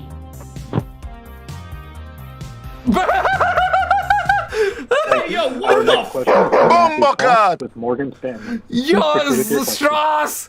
Hi, everybody. Thanks for taking the questions. Could you go into a little more detail about where you saw the strength in PC and console versus where some of the softness was? Was it more on recurrent consumer spending or unit sales? And how does that compare to past periods of macro weakness that you've seen?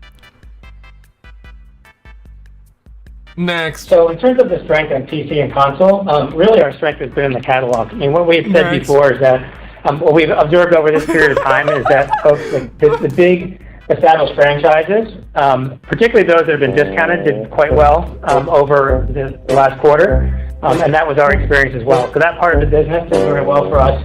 A little bit tougher on sort of new releases that are still establishing their player bases. And when folks are making difficult choices between games that they can afford to play, they're obviously going to gravitate towards things that they know that they're more familiar with. So a little bit tougher on the new releases for the younger games. In terms of OCS, we already said on the mobile side, our in-app purchases were in line with expectations, and we continue to buck the trend in advertising. And we did experience some softness on the PC and console side in RCS. Wow. And again, that dynamic is what we expect that dynamic in this kind of economic environment. So it really, maybe it was a little bit more younger games than we originally expected, but we are continuing to see that. Yeah, continuing to see that. Great, thank you. And then just on the cost-saving side, is the cost reduction program, is it particularly focused on the mobile business or various areas, or is it kind of just general corporate overhead? Oh shit! It's a combination of our corporate departments and also some of our publishing functions. So it includes all of our labels, and it's outside of the 100 million plus in synergies between Take-Two and Zynga that we've talked about already, that has to do with the acquisition of Zynga. Great, thank you. Next. GTA 6. From Drew Crum with People. Please proceed. GTA 6.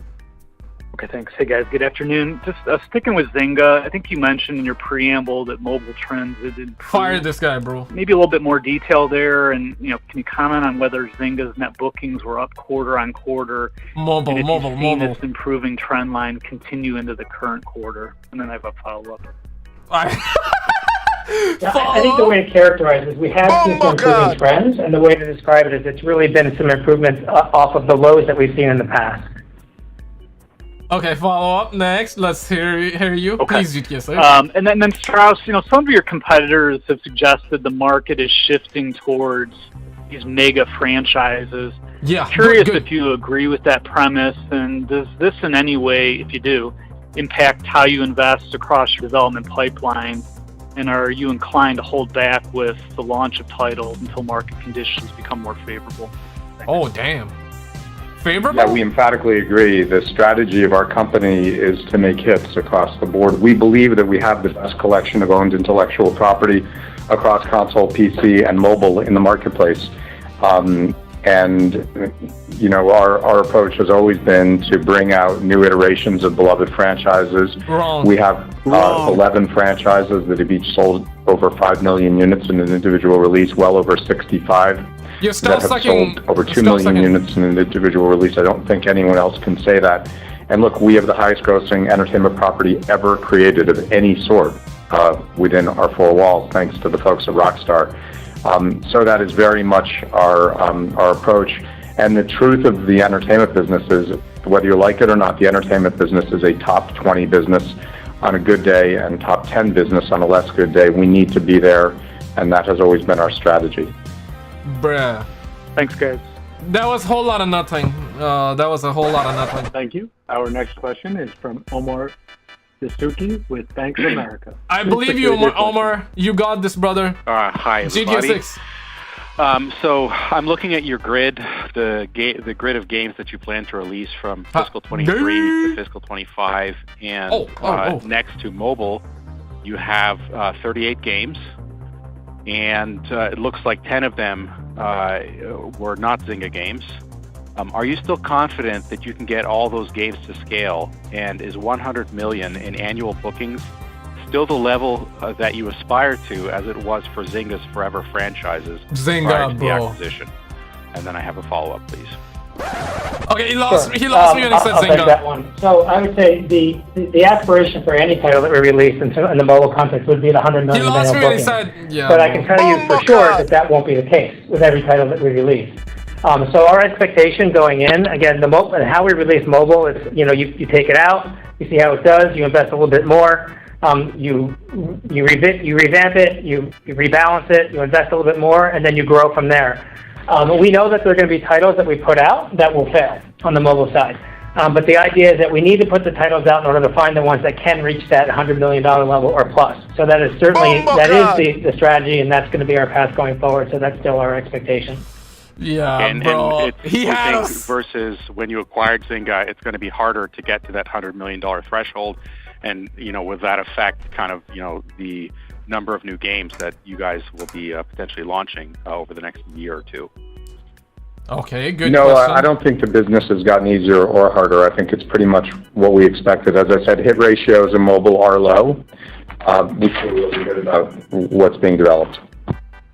And just I have one quick follow-up here. So, some experts have noticed that Google has begun sending rejection notices for ads exposures and formats that are not compliant with its new Better Ads Experience policy.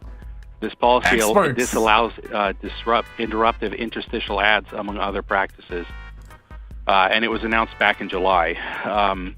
So are you starting to see the effects of this policy for raw, hyper-casual? They announced GTA 6 back in February, though. It's been way too long. We're not. We're largely compliant. Okay, that's my question. Thank you. My guy, he answering fast. Thank you. Our next question is from Mario Liu with Barclays. GTA 6, I believe in you, bro. GTA 6. Great, thanks for taking a question. The first one is on RCS. This quarter, in terms of the growth, came in a bit below expectation. You mentioned that Zynga was in line, and the weakness was from console PC. Any franchise to highlight that kind of came in below expectations, or any factors that led to this underperformance? Yeah, Omar really had us in the first half. No, there's nothing really to point out. It was really across several of our console and PC games. Okay, got it. And then just to follow up on NBA 2K, you mentioned that my team's players were up 50% year-on-year, which is a fairly large amount. So Stop the cap. Are there any kind of main drivers to highlight there? And were these gains, partially offset by declines potentially in my career mode, or was it mostly additive? Thanks. Rigged. I wouldn't say that it would necessarily offset by declines in my player mode. I think that the goal for NBA is to, and how we've been growing over the years and how our path to growth in the future, is to get more players involved in more modes, to drive them across all of the modes. Now, we know that we're not going to get everybody to play the game 100% across every single mode, but that is certainly the goal, because the more engagement, the better ultimately the RCS performance is for those titles. And also the more loyal the audience, and it's a much better path for us to grow.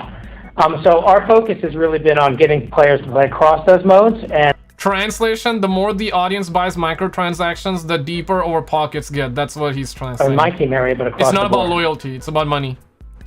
That's what he meant to say. Okay, next GTA 6, GTA 6, GTA 6. S. Come on, you got it, baby. Our next question is from Eric Sheridan with Goldman Sachs.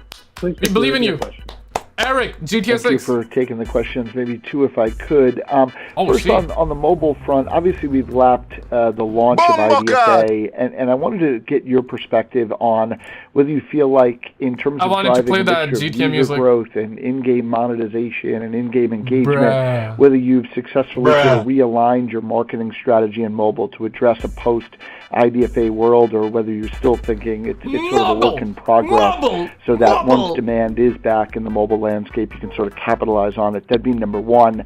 And number two, a competitor of yours talked about withdrawing or pulling back from the mobile shooter market earlier in the earnings season. I'd love to get your perspective on how you think about developing, implementing, and sort of launching AAA titles, either alongside traditional PC console titles in a mobile format, or how we should be thinking about even mobile-only formats of what historically have been AAA-type quality titles. Thanks so much. AAA mobile, man. So in terms of the effect of IDFA, we've been living that with for quite a while now, and I would certainly say that that is stabilized, and I don't think we're expecting, there's no surprises down the road that we're expecting at this point. And there's been some improvement in how we are able to target since then. So I think there's been some adjusting going on. I don't want to characterize that as we're sort of back to where we were, because that would be a mischaracterization. But we certainly feel like we've got our hands around it, and then we're going in the other direction. So that's positive in terms of our ability to target. I would also mention, too, that in the hyper-casual space, it is a much wider funnel, and targeting it doesn't require as much targeting as it does in the normal mobile business. So that's also helped our ability to attract new audiences. Yeah, and on the second part of the question, we've said all along, and I said it today, that hit ratios in the mobile business are very low.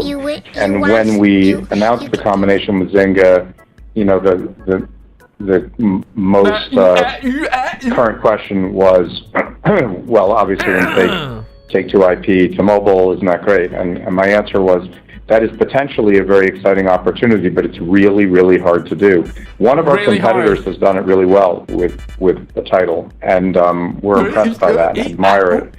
But we have a healthy respect for how difficult it is. The vast majority of hits in mobile are native to mobile. They are not based on existing IP. They do not come from console.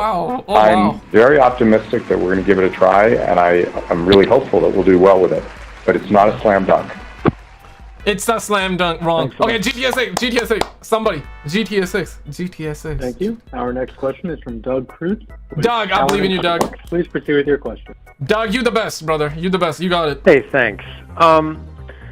Just in your commentary about some of the new release underperformance, you're essentially attributing it to macro, or at least partially due to macro. But there's been two other companies who have sort of had the same problem.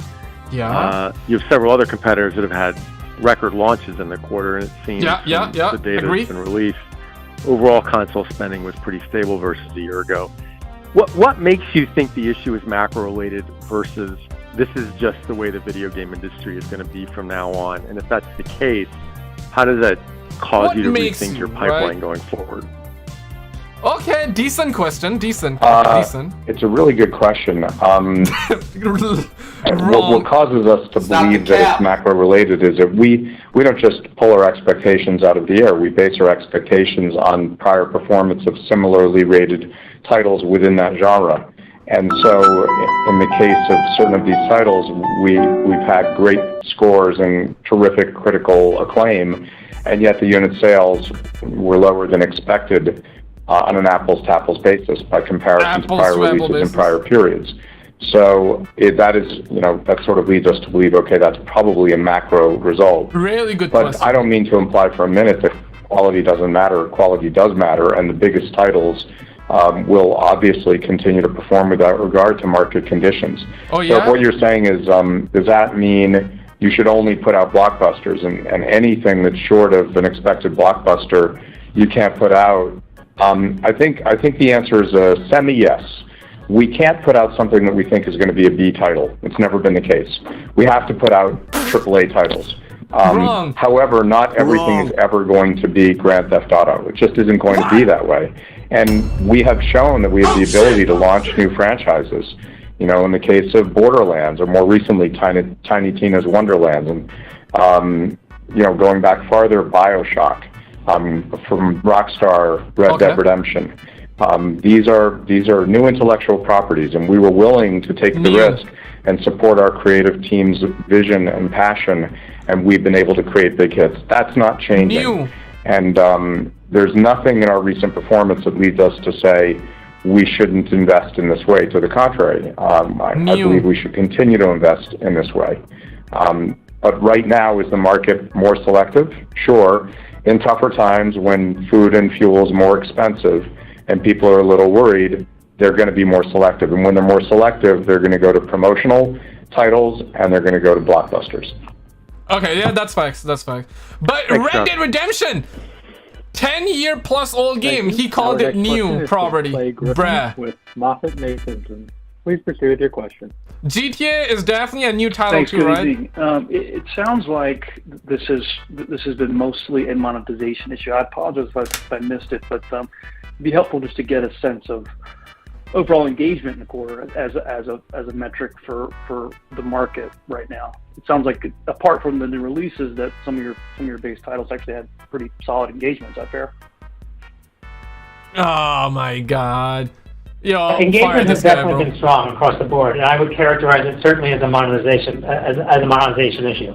And we've seen that not just on the PC or console business, but also in the mobile business as well. So that is specifically engagement that seems to be is not the issue for us.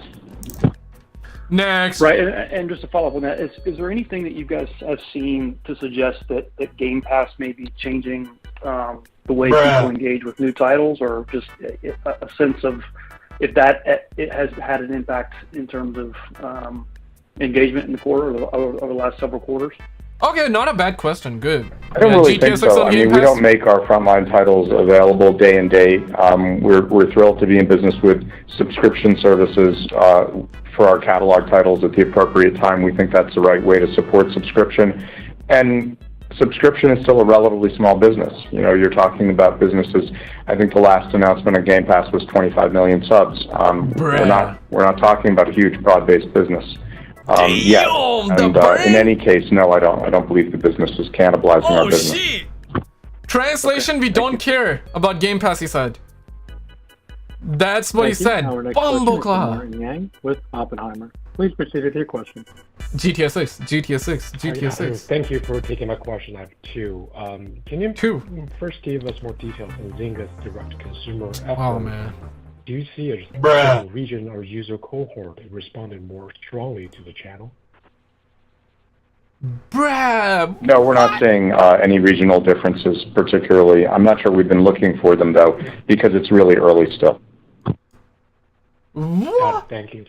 My second question is on the impact of more discounting in December, and how would you characterize the environment in the March quarter? Is discounting still affecting negatively on the guidance for March? Have you ever had a dream that you I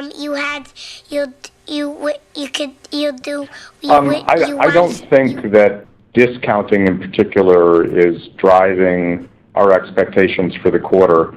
What's driving our expectations for the quarter is just our perception of market demand. Oh wow. Well, thank you, Strauss. Thank you for saving us, Strauss. Thank you. You the man, brother. You the man. But please. The next question is from Maddie Littman with Come on, Maddie. Please proceed with your question. Maddie, come on. You got this, brother. Thank you. Just wondering if you changed your typical marketing approach for these new titles that launched in the holiday season, and if not, do you plan to do that in the current quarter in response to what you're seeing in the market trends you discussed? Thank you.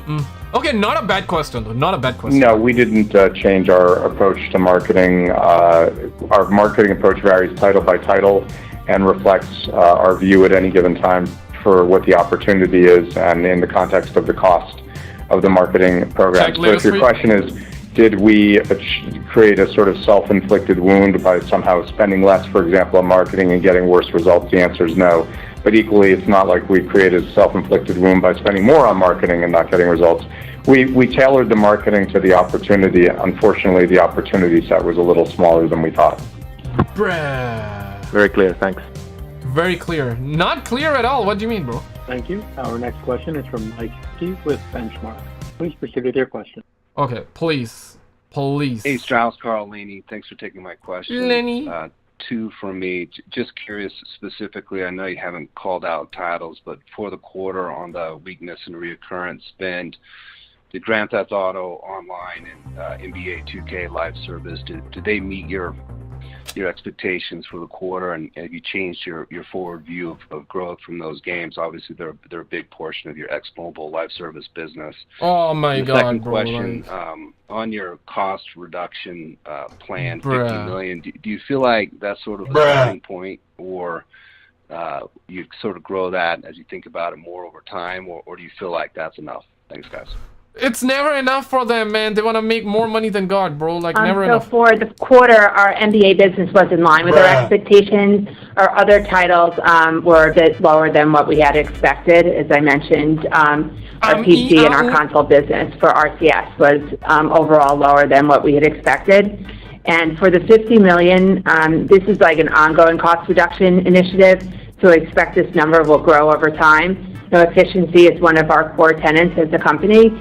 So we're always looking for efficiency throughout the organization, and these are permanent and structural changes to the organization's overall corporate overhead structure. So these are expenses that we expect to reduce our overall structure over time. Bruh. GTA 6, GTA 6, GTA 6. Our next question is from Jason Bazinet with Jason! Citi. Please proceed with your question. We believe in you, brother. I'm gonna play this. I just had a slightly longer term question. Can you guys talk a little bit about whether or not you're a believer in sort of cloud gaming moving to the fore, over the next 5 years? And if so, what implications, if any, does it have on how you think about the business, your business? Yes, I mean, we've been believers in our gaming. We were one of the first licensees, if not the first licensor, to Stadia to support that project. But remember, cloud gaming is a technology. It's not a business model. It's a distribution technology. And our view is broader distribution is always a good thing in the entertainment business. If we can reach more consumers with our properties, we're happy to do it as long as the terms make sense. And I think, broader distribution over time probably benefits us in any number of ways, including the cost of distribution, which I believe will go down over time.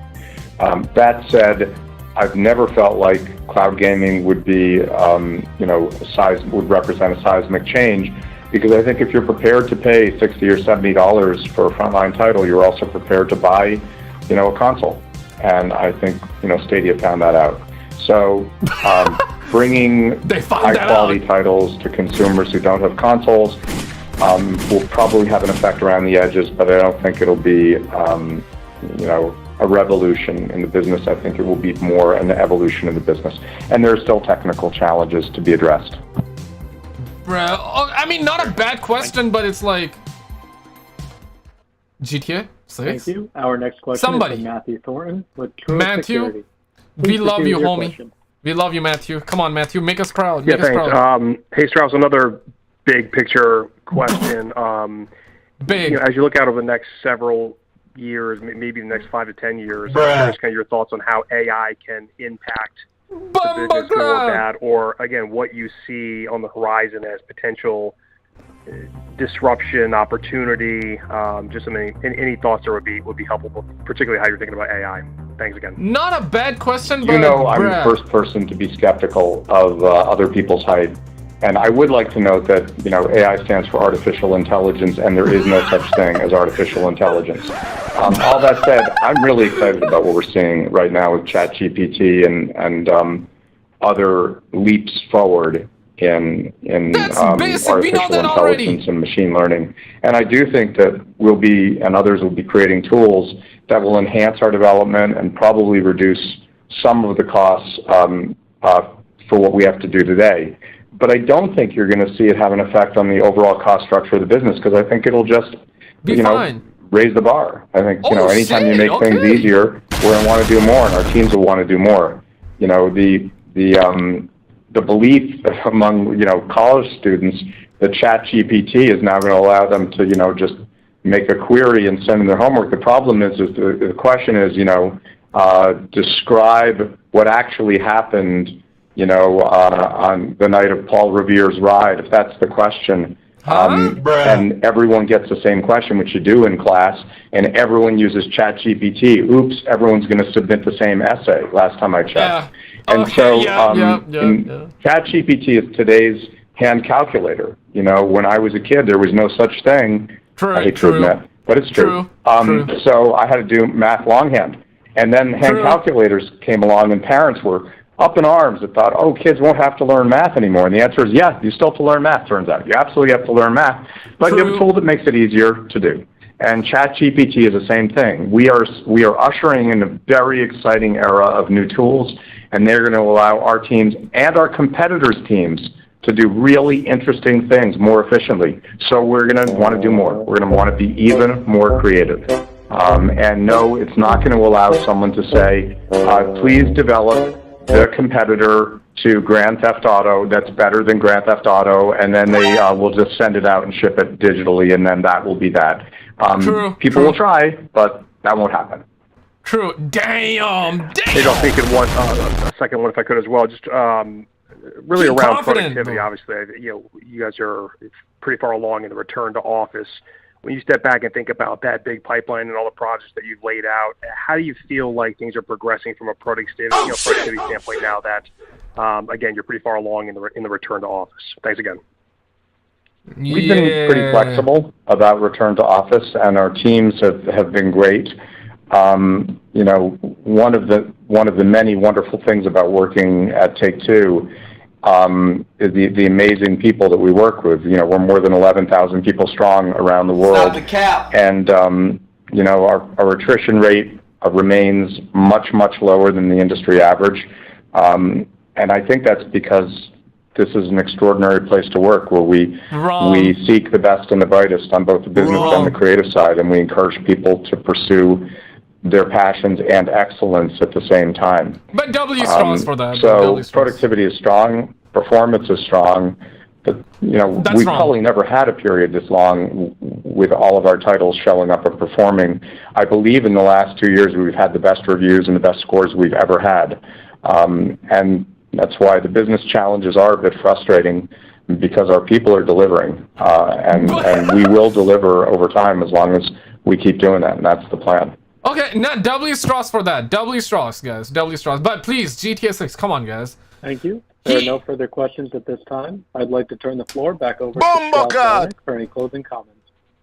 He did. Okay, Thank you for joining us today. I wish we were giving you better news across the board. There is so much good news here, and we're really proud of it. As I said just a minute ago, the thing we're most proud of is our phenomenal colleagues all around the world, to whom all of us are so grateful. And as for our results, we plan to do better.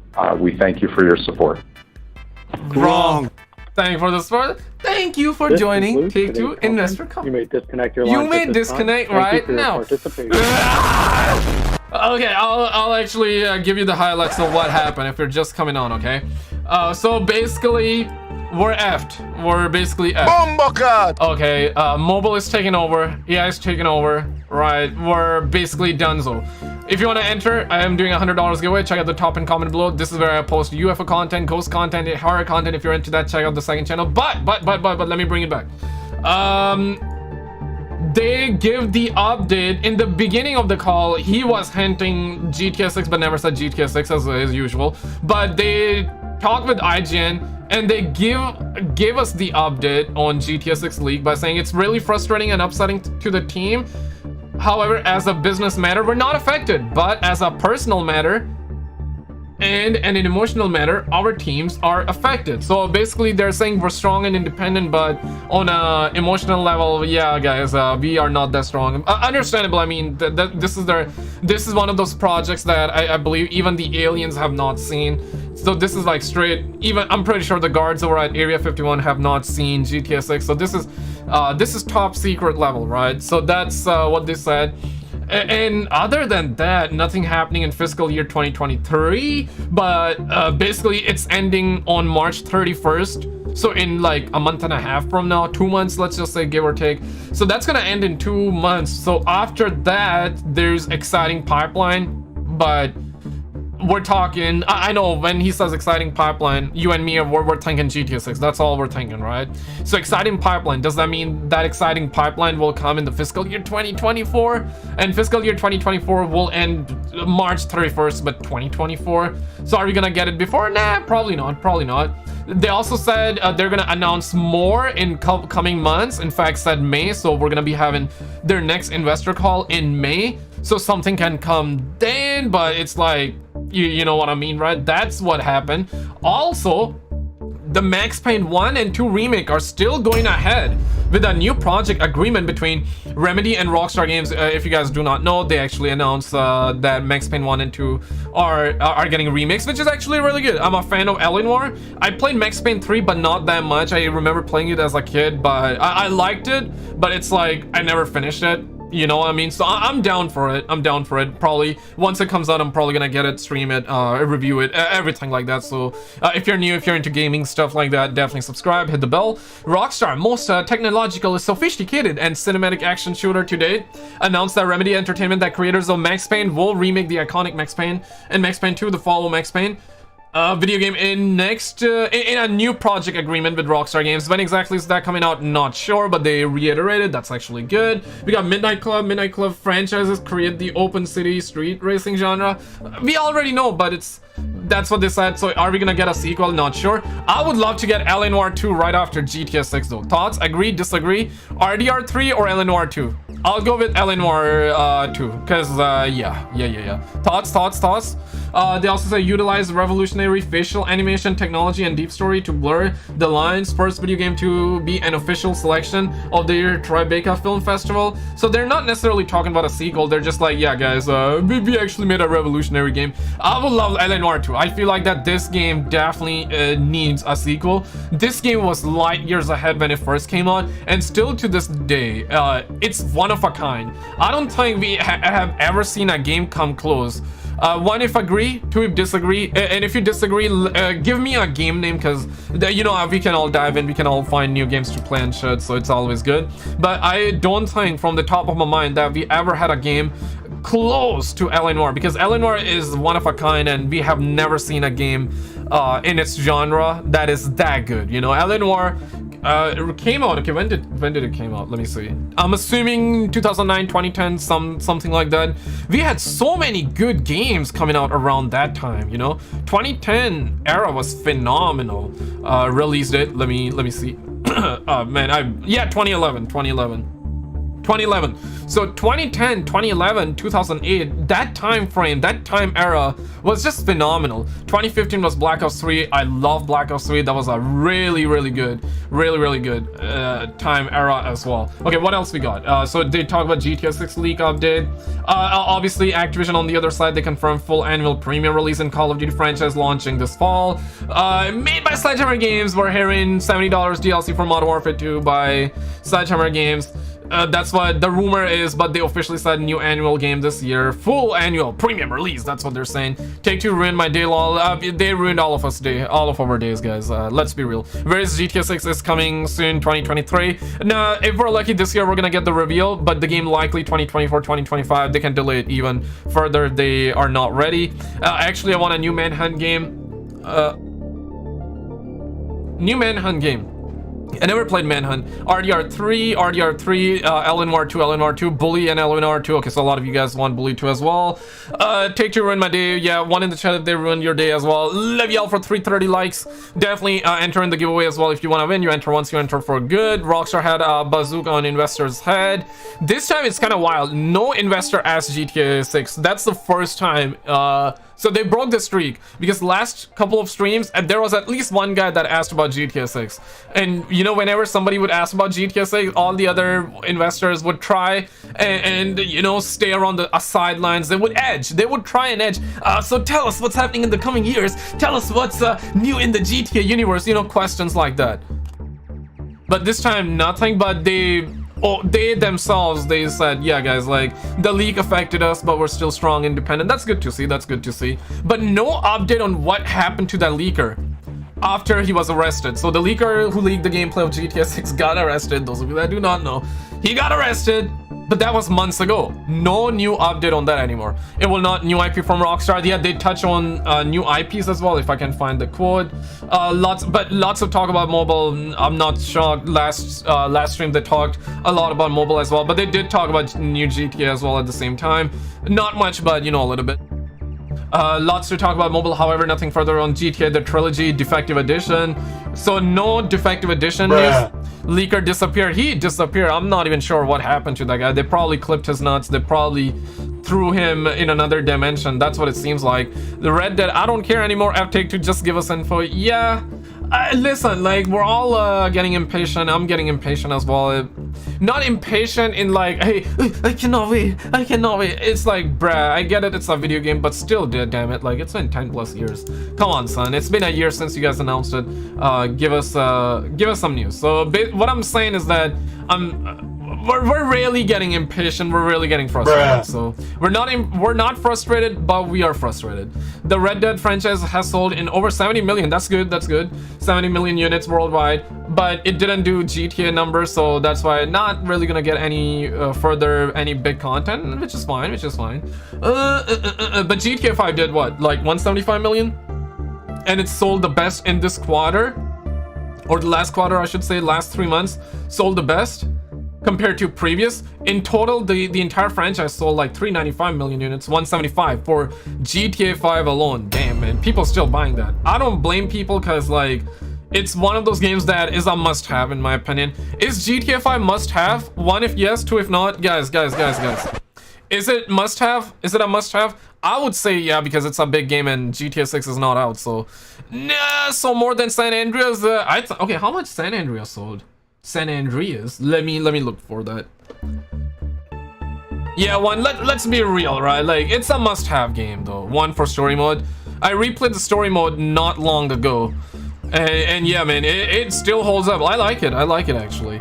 GTA 2004, damn son. Sales number, how many copies?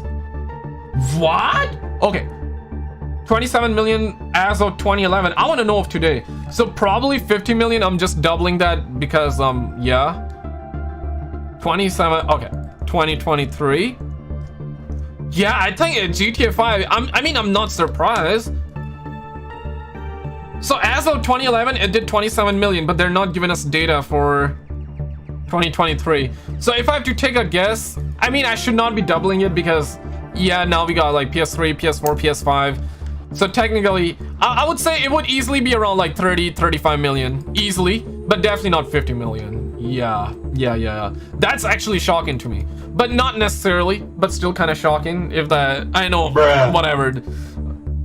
Yeah, GTA 5 did 175. And it kind of makes sense. They released it on PS3, 360, PC. Epic Games gave it away for free as well. Then they remastered it for PS4, which was actually good. But then they did absolutely nothing, released it for PS5. But for PS5 free online, that was actually good though. I don't mind that. $10 upgrade within a decent time frame, and that's when they announced GTA 6, so they don't get that backlash. So that was a good move. If they were to just come out with GTA 5 remaster alone, they would have gotten a lot more backlash, but they chose the route of, hey, upgrade now, you know, we're gonna give you 3 months. You upgraded on PS5, $10, you can get it. But after that, it's gonna be how much? $60, $70. So yeah, that's they kind of saved themselves there. They still made that money. They still got to do it for PS5. And yeah, for $10, I don't mind that. But honestly, I don't think a lot of people are against the idea of GTA 5 being remastered or coming back for PS5. The fact of the matter here is that we're just sick and tired of one game and we want GTA 6. They can still, you know, remaster every single game they want to. They can still enhance it, bring GTA 4 on PS5, PS4. Yeah, I would love GTA 4 remaster, quite frankly. But at the same time, you know, drop a new GTA game, and that's it's gonna be amazing that way, right? But recently, not long ago, we heard that we had this rumor for a very long time, which I actually believed. And then I believe, like, big source, if I'm not mistaken, Jason Schreier, even IGN came forward and said that Red Dead Redemption Remaster and GTA 4 remasters were canned.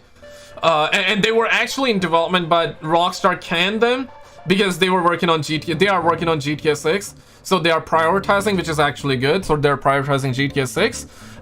That's actually good, and they canned GTA 4 remaster, and that means. It doesn't mean that it's gonna never come out. It just means that for now it's not gonna, and GTA 6 is the priority, which I think is good. And in the future they can come out with GTA 4 as well. I would really love if we get GTA 4 remaster a year or 2 years after GTA 6 launch. I think it would be really good. Thoughts? Agree? Disagree? Because I love GTA 4, man. I feel like this game deserves a remaster. I wish we had it like in 2023 and we could get GTA 6 in what, 2024, 2025. So it would have carried us, because GTA Trilogy, the defective edition, did not. But I don't mind. I mean, I'm glad they are prioritizing GTA 6. Do you think GTA 6 graphics difference from Red Dead 2 would be like Red Dead Redemption 2 to GTA 5, or would it be a small change? I think in this day and age, graphics are very good. And I don't... We all want to have good-looking chicks for sure. We all want to have good-looking games. I think there will be a difference, but I don't think it will be like a crazy difference. But I do believe that it's gonna look good. I do believe that it's gonna look the best thing out there, especially with the map size, the draw distance, and let's be real, let's keep a $150. GTA 6 online might be buggy at launch, but the story mode is probably gonna be polished as hell. It's probably gonna be really sick at launch. They just cannot afford to put out a bad game, because they know how many numbers GTA 5 did, and because of that, 175 million, and because of GTA 5 sale numbers, this is basically the reason why they have not dropped GTA 6. This is GTA 5 has done so good that they don't even had any worry. They didn't even find the need to rush out GTA 6. In a way, it's actually good, because I feel like whenever we get GTA 6, it's gonna be polished. It's gonna be really good. What is good? GTA 4 can what is good? GTA 4 can run at 60 FPS on Xbox Series X. Kind of was a little slow at times on Xbox One. Any good information on the conference call? They said that they're gonna be revealing more stuff in the coming months. So he deadass said that, like upcoming projects and stuff like that. So I believe that we're gonna get more on May, maybe some proper news then. And they talk about GTA 6 leak. They said that we're disappointed that it happened. They basically talked about it again. I know they talked about the same thing 3 months ago, but they talked about it again. I'll bring up the quote here so you can read it. I talked about it earlier. So yeah, they basically said that the teams are emotionally affected, but they're not frustrating. It's frustrating, but as a business, they're not affected, but emotionally, they're affected. So that's what they said. The GTA 5 did 175 million. Max Payne 1 and 2 remakes are still going ahead, so it's gonna happen. And during the call, they said that they're gonna reveal more about their pipeline, upcoming projects in coming months, in May call. So that's when we're gonna get some information, more information. I hope before May we get the teaser trailer. I really hope we get that. Rage 9 is gonna look amazing. And recently there has been rumors. This is rumors, okay? This is purely rumors, speculation. Recently there has been a lot of rumors. Whether you want to believe it or not, that's up to you. Rumors are saying GTA 6 is complete. The game is done. It is complete. Right now they are in a bug fixing and polishing stage, where they're gonna improve on the graphics, they're gonna improve on the controls, gameplay, progression. They're gonna find bugs, fix that, and just polish the game, make it better. So that's the stage they're in, and it's gonna get revealed very soon. But that's a rumor. Like, is that real? Like, I don't know, man. Most of the GTA 6 rumors are fake, but not every leak is fake though. Project America leak was true, that we had back in 2017, 2018 from Inside Gaming, but it's been so long, things have changed, and understandably, surely, you know, 2017, 2018, right, we're 6 years later, surely things would have changed, but the core has not changed. It's Miami, it's Vice City.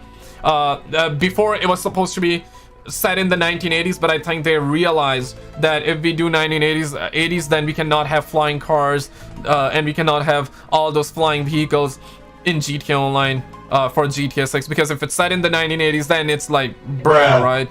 And if we cannot have that, we're not gonna be able to sell them, and if we cannot sell them, we're not gonna be able to make money. And Tom Henderson brought this very good point 2 years before it was announced, and he said that yeah, it's gonna be modern time. So but he still said Miami Project America is real, and then he leaked the fact that we're gonna have one female, one male protagonist. The gameplay ended up getting leaked. We know it's true. So there has been a lot of leaks that have been true, but most of them have been fake. So yeah. But Project America leak as a whole was real information, but a lot of it over the years have changed, if that makes sense, and understandably, right? Because plans were definitely different 6 years ago versus now, and things have changed. That's a good thing. Yeah, I mean, I would prefer modern day for sure. Thoughts on that, guys? Like, would you prefer a 1980s Vice City game or modern day? I would prefer modern day. Let's be real, guys. Like, I want like a current day Miami game for GTA. I think it would be good with the current day technology. Rage 9 is the rumor. I mean, I don't even think Rage 9 is a rumor. Rage 9 is definitely happening. It's the engine. It's gonna be the engine for GTA 6. So I think modern day Vice City, definitely. Modern day for sure. That's what Muhammad said. Absolutely. Flair said modern day. We saw 1980s Vice City already. Yeah, facts. Not with the current technology, but we need modern day. And I wouldn't be surprised if the game starts with a prologue like GTA 5, where it starts in 1980s and then we get to modern day, just like GTA 5. I wouldn't be surprised, because initially the rumor was it's gonna be 1980s. So I wouldn't be surprised if they use the scrap project or scrap material, and that would be really good, right? Like, I wouldn't mind to see 1980s in some aspects, but I want the overall game modern. That's where I'm at. Modern day will carry online. That's that was the argument of Tom Henderson, and it makes sense. I agree with that. He did say that like 2-3 years ago at this point, and his initial rumor was the game was gonna come out in 2025. Recently he said the same thing. He believes in 2025, and I believe a lot of you believe, myself included. I guess 2025 is like a really solid guess, really solid assumption, but that doesn't mean that it cannot get delayed. It can surely get delayed further. I hope not. I personally hope 2024. In fact, his rumor is that like it's gonna get announced for 2024 this year, but gets delayed for 2025. Educated guess, and kind of makes sense. But I hope it gets announced for 2024, and I hope it doesn't get delayed. By the end of 2024 would be perfect. A lot more people would have bought PS5, Xbox Series X, and better graphics card for people. And a lot more people would have current gen consoles, and they can prioritize GTA 6 for current gen consoles. Thoughts on this one, guys? Real quick, y'all think GTA 6 should come out on PS4, Xbox One? Yeah or nay? Real quick. I got none against the homies that are stuck on the PS4 and Xbox One, but sometimes you gotta let it go, okay? Sometimes you gotta let it go. You want GTA 6, 15 FPS, 2 FPS? Let's be real, okay? I'll present this, okay, to you. Do you want, because GTA 6 is gonna be once in a lifetime type of game, knowing the fact that it's been 10 plus years. It's gonna be 10 years in September since GTA 5 came out. And almost 12 years since GTA 5 got announced. So GTA 6 is gonna be once in a lifetime type of game, and we do not know when we're gonna get GTA 7. I guess they're gonna try and drop GTA 7 5-6 years after, hopefully not 10 years.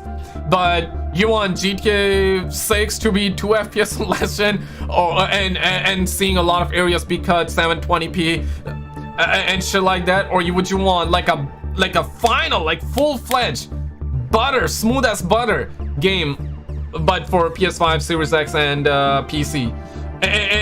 Because chances are you are gonna buy PS5 in the future if you don't currently have, right? So what you're gonna go with? Nah, old gen needs to go. Yes, PS5. No, nay, yay, nay. Okay, so so chat is kind of divided, but I'm seeing more PS5 and current gen. PS5 is not dead. Losers. That's what Ollie said. So Ollie is all about having the game on PS5, PS4. Okay, all right. I see you. Get ready for 2 FPS. But here's the thing, right?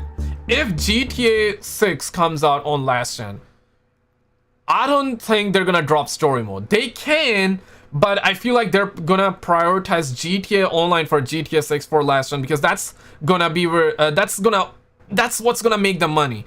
But if they're gonna put out GTA Online, they're still gonna do story mode, because they can sell story mode. They can keep GTA 6 Online with it as well. But if they have to pick one, they would probably go with GTA 6 Online for last gen, because that's where the money is at. Let's be real. They better not, but yeah, they're probably gonna. And truly, the money is on last gen. As sad it might sound to you guys, as good as it might sound to you guys, depending on if you have current gen consoles or not. But because the PS4 100 plus million, Xbox One I believe 60 plus million, and somewhere around that number, versus 20-30 million for PS5, and I'm assuming almost the same for Xbox Series X. I just don't want them to have a bad security for online. It probably will, at least on last gen. PS4 fat, not gonna make it, bruh. I agree. I hope GTA 6 support PS5 120 FPS, not locked to 60. I think it will. I think they will. We're talking Rockstar. Like they're likely gonna. But it's definitely not gonna be 4K 120 FPS. Definitely not. PS4 Pro maybe. If they're gonna drop on PS4 Pro, they're gonna do it for PS4. Let's be real. But it's probably gonna be 720 30 FPS. Let's be real. If you're stuck with PS4 and Xbox One, okay, people that have PS4 right now and Xbox One, don't talk if you have GTA. Don't talk if you have PS5 and Xbox One. Only talk if you have last gen and you want GTA 6 on last gen. Do you want the game at 30 FPS? Yeah or nay? Okay, yeah or nay? I'm talking PS4 and Xbox One combined, okay? Lazy MP4, thank you for the 5. Love you, brother. Thank you for the 5. Enjoying the content. Love you, you the man. Gang. Love you, brother. 720, 30 FPS, I'm done. Because it's gonna be 720, let's be real. Areas would be cut, probably. Map will be made smaller. Story will be cut in half. Bruh. Probably not. But it's likely gonna be 30 FPS, 720. It's better than nothing. Listen, it's better than nothing, and they're gonna make monies. $60, $60. It should be $30. Let's be real. If it's 30 FPS, 720. But they're gonna do. They're definitely gonna do 60, and next gen's gonna be 70, or current gen.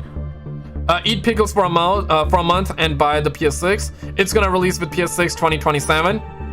It's gonna be remastered for PlayStation 6 for sure, dude.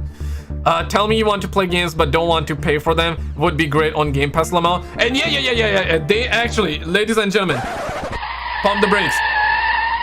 They actually, they did. In fact, Strauss Zelnick, during the call, talked about Game Pass. They said that, our games, Xbox is like, what, 25 million Game Pass, because one of the investor asked him about it. I'm not quoting him because I don't remember the exact quote from the top of my head, but the gist here is that Strauss Zelnick replied to an investor who asked them about Game Pass, like, yo, you guys see your games coming to Game Pass and shit like that? And he's like, yo, Game Pass is good, but it's like 25 million. Our games do beyond 25 million, and it's not end all be all. We don't see our games coming to Game Pass. That's basically the gist was, and understandably, because they just reported GTA 5 did 175 million, and you're talking Game Pass having 25 million, which is phenomenal, by the way. 25 million is crazy. Do I have 25 million subscribers? Absolutely not. My point here is that 25 million is a good number, and I believe Strauss believes that too, but let's be real, guys. Like GTA 5 175 million, or would you 175 million versus 25 million? There's no comparison. So if your games can do 175 million, you're not gonna put on Game Pass. Let's be real. People are gonna buy GTA 6 even if it's $100. Like, they know that they're gonna make it 70. They're gonna make a lot of money. they're gonna make a lot of money. And maybe 10-20 years later, they can drop game on Game Pass for sure. PS5 came out too early for PlayStation 6. They already confirmed, Sony already confirmed we're not gonna get PlayStation 6 before 2027 because of the Activision and ongoing Activision and Xbox situation. Thoughts? Y'all think Microsoft will get Activision? Yeah or nay? We're gonna soon find out though, because even Xbox is expecting UK to be in opposition. They're gonna be opposed to the deal, meaning that they will not agree with it. So there's a high chance, I would say like 50-50 at this point. Is it gonna go through? Is it not?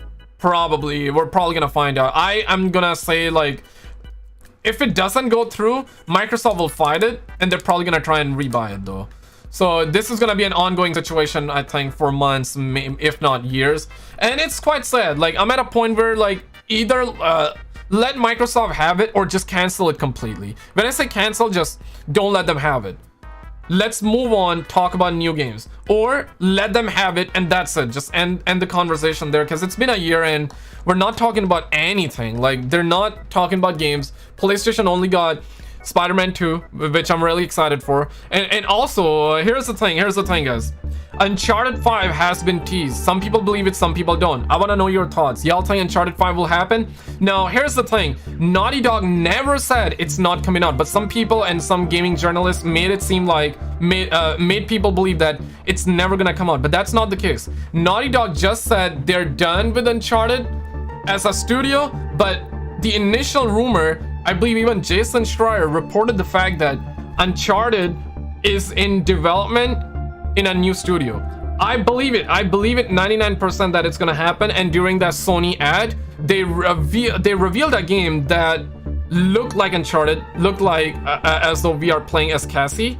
So, because that trailer was showing the protagonist of all their beloved and exclusive IPs. We're not talking third party, we're talking God of War, we're talking Spider-Man. They showcased their big games, big franchises, protagonists, and there was one chick. Some people mistook it for Tomb Raider, but that was not Lara Croft. Let's be real. We saw the face. It was not Lara Croft. It was a blonde hair, and Cassie has blonde hair, so people are expecting that to be Uncharted. And I believe that too, because they came out with the movie, they remastered their games, they are putting them on PC. And Uncharted, it's way too big of a franchise to never happen. Uncharted is here to stay, guys. Like, whether you love that idea or not, but it's a business. You gotta understand, Sony's a business.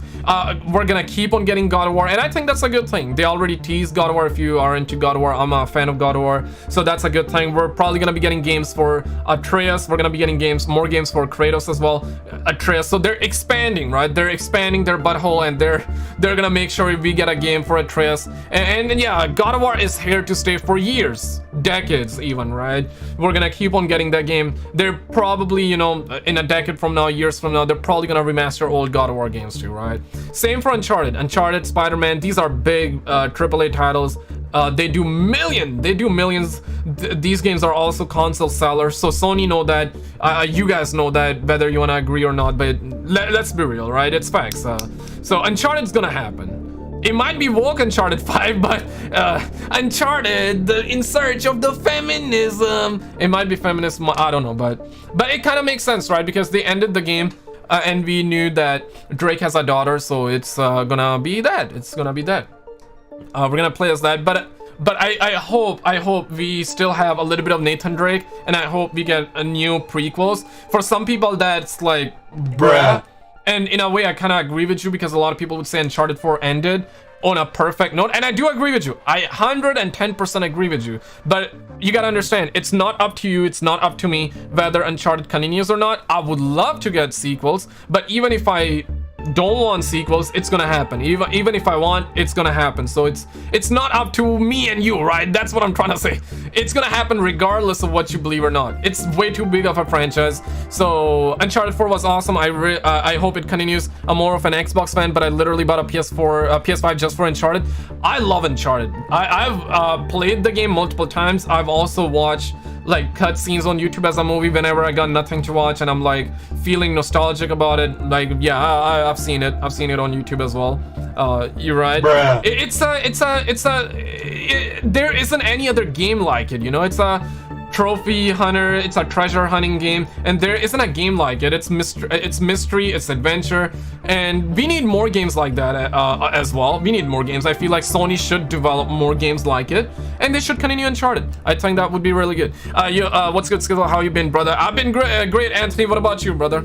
Stream Hogwarts Legacy earlier. We had Straw Zelnick talking a little bit about GTA, talking about the gameplay leak. There has been just a little bit said that we're gonna get more information in the coming months for their franchises. Maybe that includes GTA, maybe that doesn't. We'll find out in May. That's what he said. We played with Chloe in the Lost Legacy. Exactly, so they did Lost Legacy as well. They're probably gonna want to do a sequel for that. So they already got a lot of characters. Sam, we're probably gonna get Sam and Sully.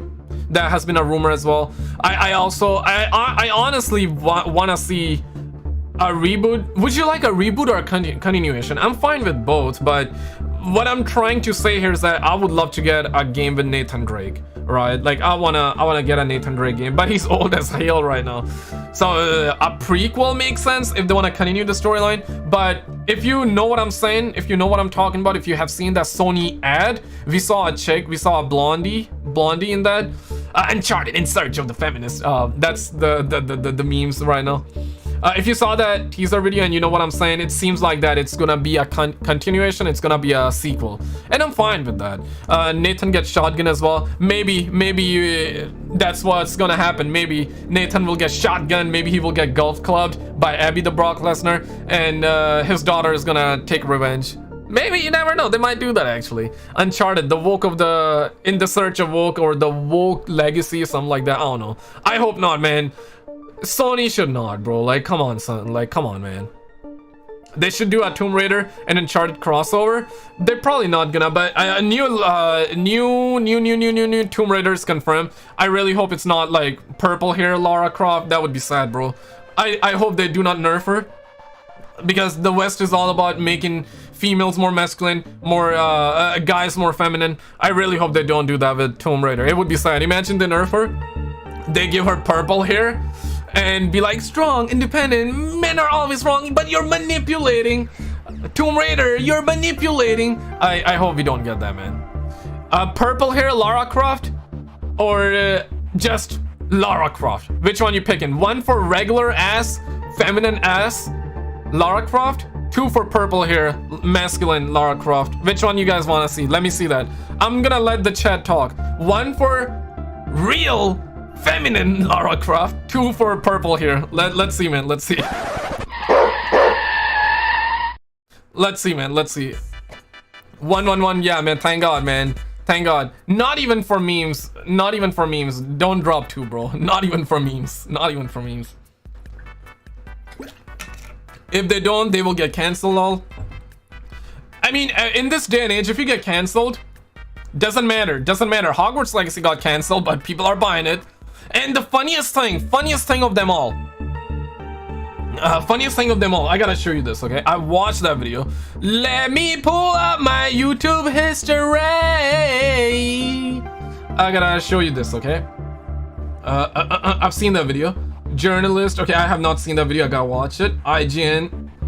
Yeah. Check this out, okay? IGN bends the knee, apologizes for positive Hogwarts Legacy review. Okay, let's check it out. Hogwarts Legacy reviews are in, and across the board, most review sites are giving it great reviews. Now, in isolation, that means nothing, because most of these review sites have been compromised, so we have to acknowledge that. But what's funny about it is that all of the blue-haired weirdos, the blue-haired freak train, that's what we're going to call this from now on, the blue-haired freak train, all of those weirdos are going to scream and cry and whine, but the reviews across the board are really good. It's currently sitting at 86% on or an 86 overall on Metacritic, and if you look at the IGN review, it's a 9. IGN gave it a 9 out of 10, which I'm really shocked. But deep down in their hearts, it's a 2 out of 10. Alright, let's be real. And then they apologize. They gave it a 9 out of 10, and then they apologize for it. What?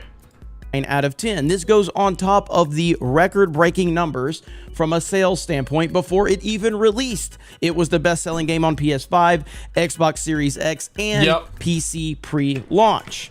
It says Hogwarts Legacy is the top-earning game on Steam, higher than CSGO's microtransactions and the actually released, highly praised Dead Space remake. Hogwarts Legacy is the best-selling game on the Epic Store. On Amazon, the deluxe and regular editions of Hogwarts Legacy are the #1 and #2 best-selling games. On Amazon, 2 deluxe editions of the regular edition of Hogwarts Legacy are #1, 2, and 3 best-selling games on Xbox Series X. See what I'm saying? Like, cancel culture in a way actually helps, bro. But surely your game or your product needs to be semi-decent. If it's great, it's great, okay? But if your game is, if your game or product is bad, and then you get canceled, then you really get canceled. But Harry Potter Hogwarts Legacy is way too big to get canceled. If you try and boycott this, you try and cancel this, people will buy it even more. Yo, Ennis, thank you for the 9 DKK. Thank you, brother. Love you, brother. Yo, what currency is DKK? Let me know, man. I wanna know. I wanna learn. What time we getting into? Romain, what's up, brother? Your boycott has failed blue-haired freak train. It absolutely has. But what's funny about all of this is IGN gives it a 9 out of 10. But then they completely cuck to the blue-haired freak train by their pinned post, and they also put this in their review on their website, showing how pathetic IGN and the legacy media is. And here it says, the elephant in the room is that Hogwarts Legacy is Harry Potter creator J.K. Rowling, whose comments about transgender people in recent... Listen, I'm not super deep into J.K. Rowling. I don't even care about that, right? But because so many people are mad and shit, I still haven't super dug deeper into it. But J.K. Rowling didn't even say anything too crazy. All she said, from what I've seen, is that, hey man, like, normal, we should not have trans women in like sports against women, right? That's what she was leaning. She was like, hey man, real women are real women, but I do support trans women. Like, everybody deserve rights. And she said stuff like that. She believes in biology and science, so she got canceled for believing in science and biology. That's crazy. And yeah, if you ask like women that play in sports, do you want to compete with a trans woman?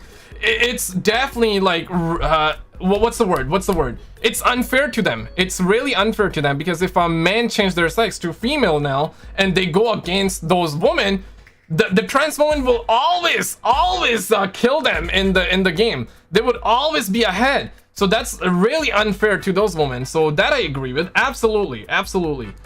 Years have left a sour taste in the mouth of many current and former Potter fans, both at IGN and the world at large. This has driven some to call for a boycott of the Wizarding World altogether, including Hogwarts Legacy, though Rowling was directly not involved, and there are good reasons, both in-game and out, to believe the developers at Avalanche don't necessarily share her views. Regardless, IGN has always and will continue to champion human rights, causes, and support people speaking with their wallets in whatever manner they choose. As critics, our job is to answer the question of whether or not we find Hogwarts Legacy to be fun to play, and why. Whether it's ethical to play as separate, but still very important. Say you swear to God, bro. Like emotional damage. It's not. You should not be playing. If you play Hogwarts Legacy, you're manipulating. You're a monster. Dude is a monster with that accent. Yeah, man, I love it. So just as in virtually all cases, we're choosing to expose and address the views of the franchise creator separately from our consideration of the work of the hundreds of the game developers, and evaluate Hogwarts Legacy as it stands, leaving behind the scenes context to be considered in addition to that evaluation, rather than in place of it, so that it can be weighted according to your own values. What a pathetic statement. The blue-haired freak train does not care about you cucking to them. They don't care, because you've all... Bro, like, if they're not gonna buy, no amount of shilling would convince them. No amount of shilling would convince them otherwise. They already have their mindset, pathetic mindset. They're not gonna... we're talking a video game, guys. Like, this shouldn't even be a conversation. This is not even gonna be a conversation in the East. Why is it a conversation here in the West? It's always we always have the dumbest conversation here in the West. Like, bruh, it's that game. It ain't even that deep. You like it, get it. You don't like it, don't buy it. Simple as that. You know, whatever happened to being rational? You like it, buy it. You don't like it, don't buy it. All good. We can disagree, we can agree. Perfectly fine. But damn, son, IGN gave it a 9 out of 10, and they're like, but you're manipulating. We've been manipulated. We're not that strong. We're independent. We want to be independent. Strong. We're gonna apologize. And that's what's happening with it. I mean, damn, son. Thoughts, prayers? Let me know, man.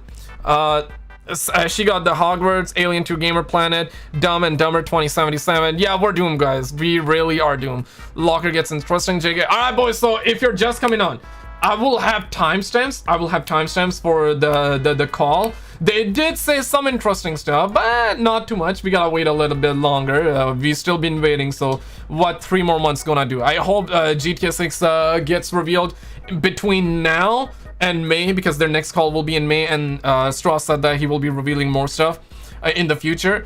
I hope deadass, I really hope he means that. Because this time, right in the beginning of the call, he was talking about future projects, more coming soon, more information coming soon in the next call in May, in a couple of months, in the coming months. He said that I will timestamp once I finish the stream. Give me like 5-10 minutes. I will find that and I will timestamp it, right? And it's a good sign. But still, I mean, damn. They talk about the GTA 6 leaks, but nothing major being said, which we kind of expected. But yeah, that's what it is. Also, I'm doing a $100 giveaway. Top pin comment if you want to enter, check it out. Also, if you're into scary horror, UFO, paranormal content, this is my second channel. Check it out. We're trying to hit 2,000 subscribers. This is my one of my favorite channel. I love different content as well. So this is about ghost content, UFO content. Apparently Romanian forces, they allegedly shot a UFO as well. Check this video out, guys. We got real footage of the UFO as well. They are here. They actually are here. I do believe in that.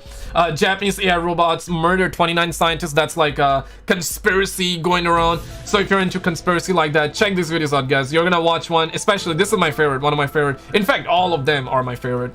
So check it out. This is my second channel. If you're into that content, if you're not, then obviously if you're not into that content, then you don't have to check out the videos on the channel. And I will see you in the next one, guys. Take it easy, man. Love you all for pulling up, and see you guys in the next one. Take it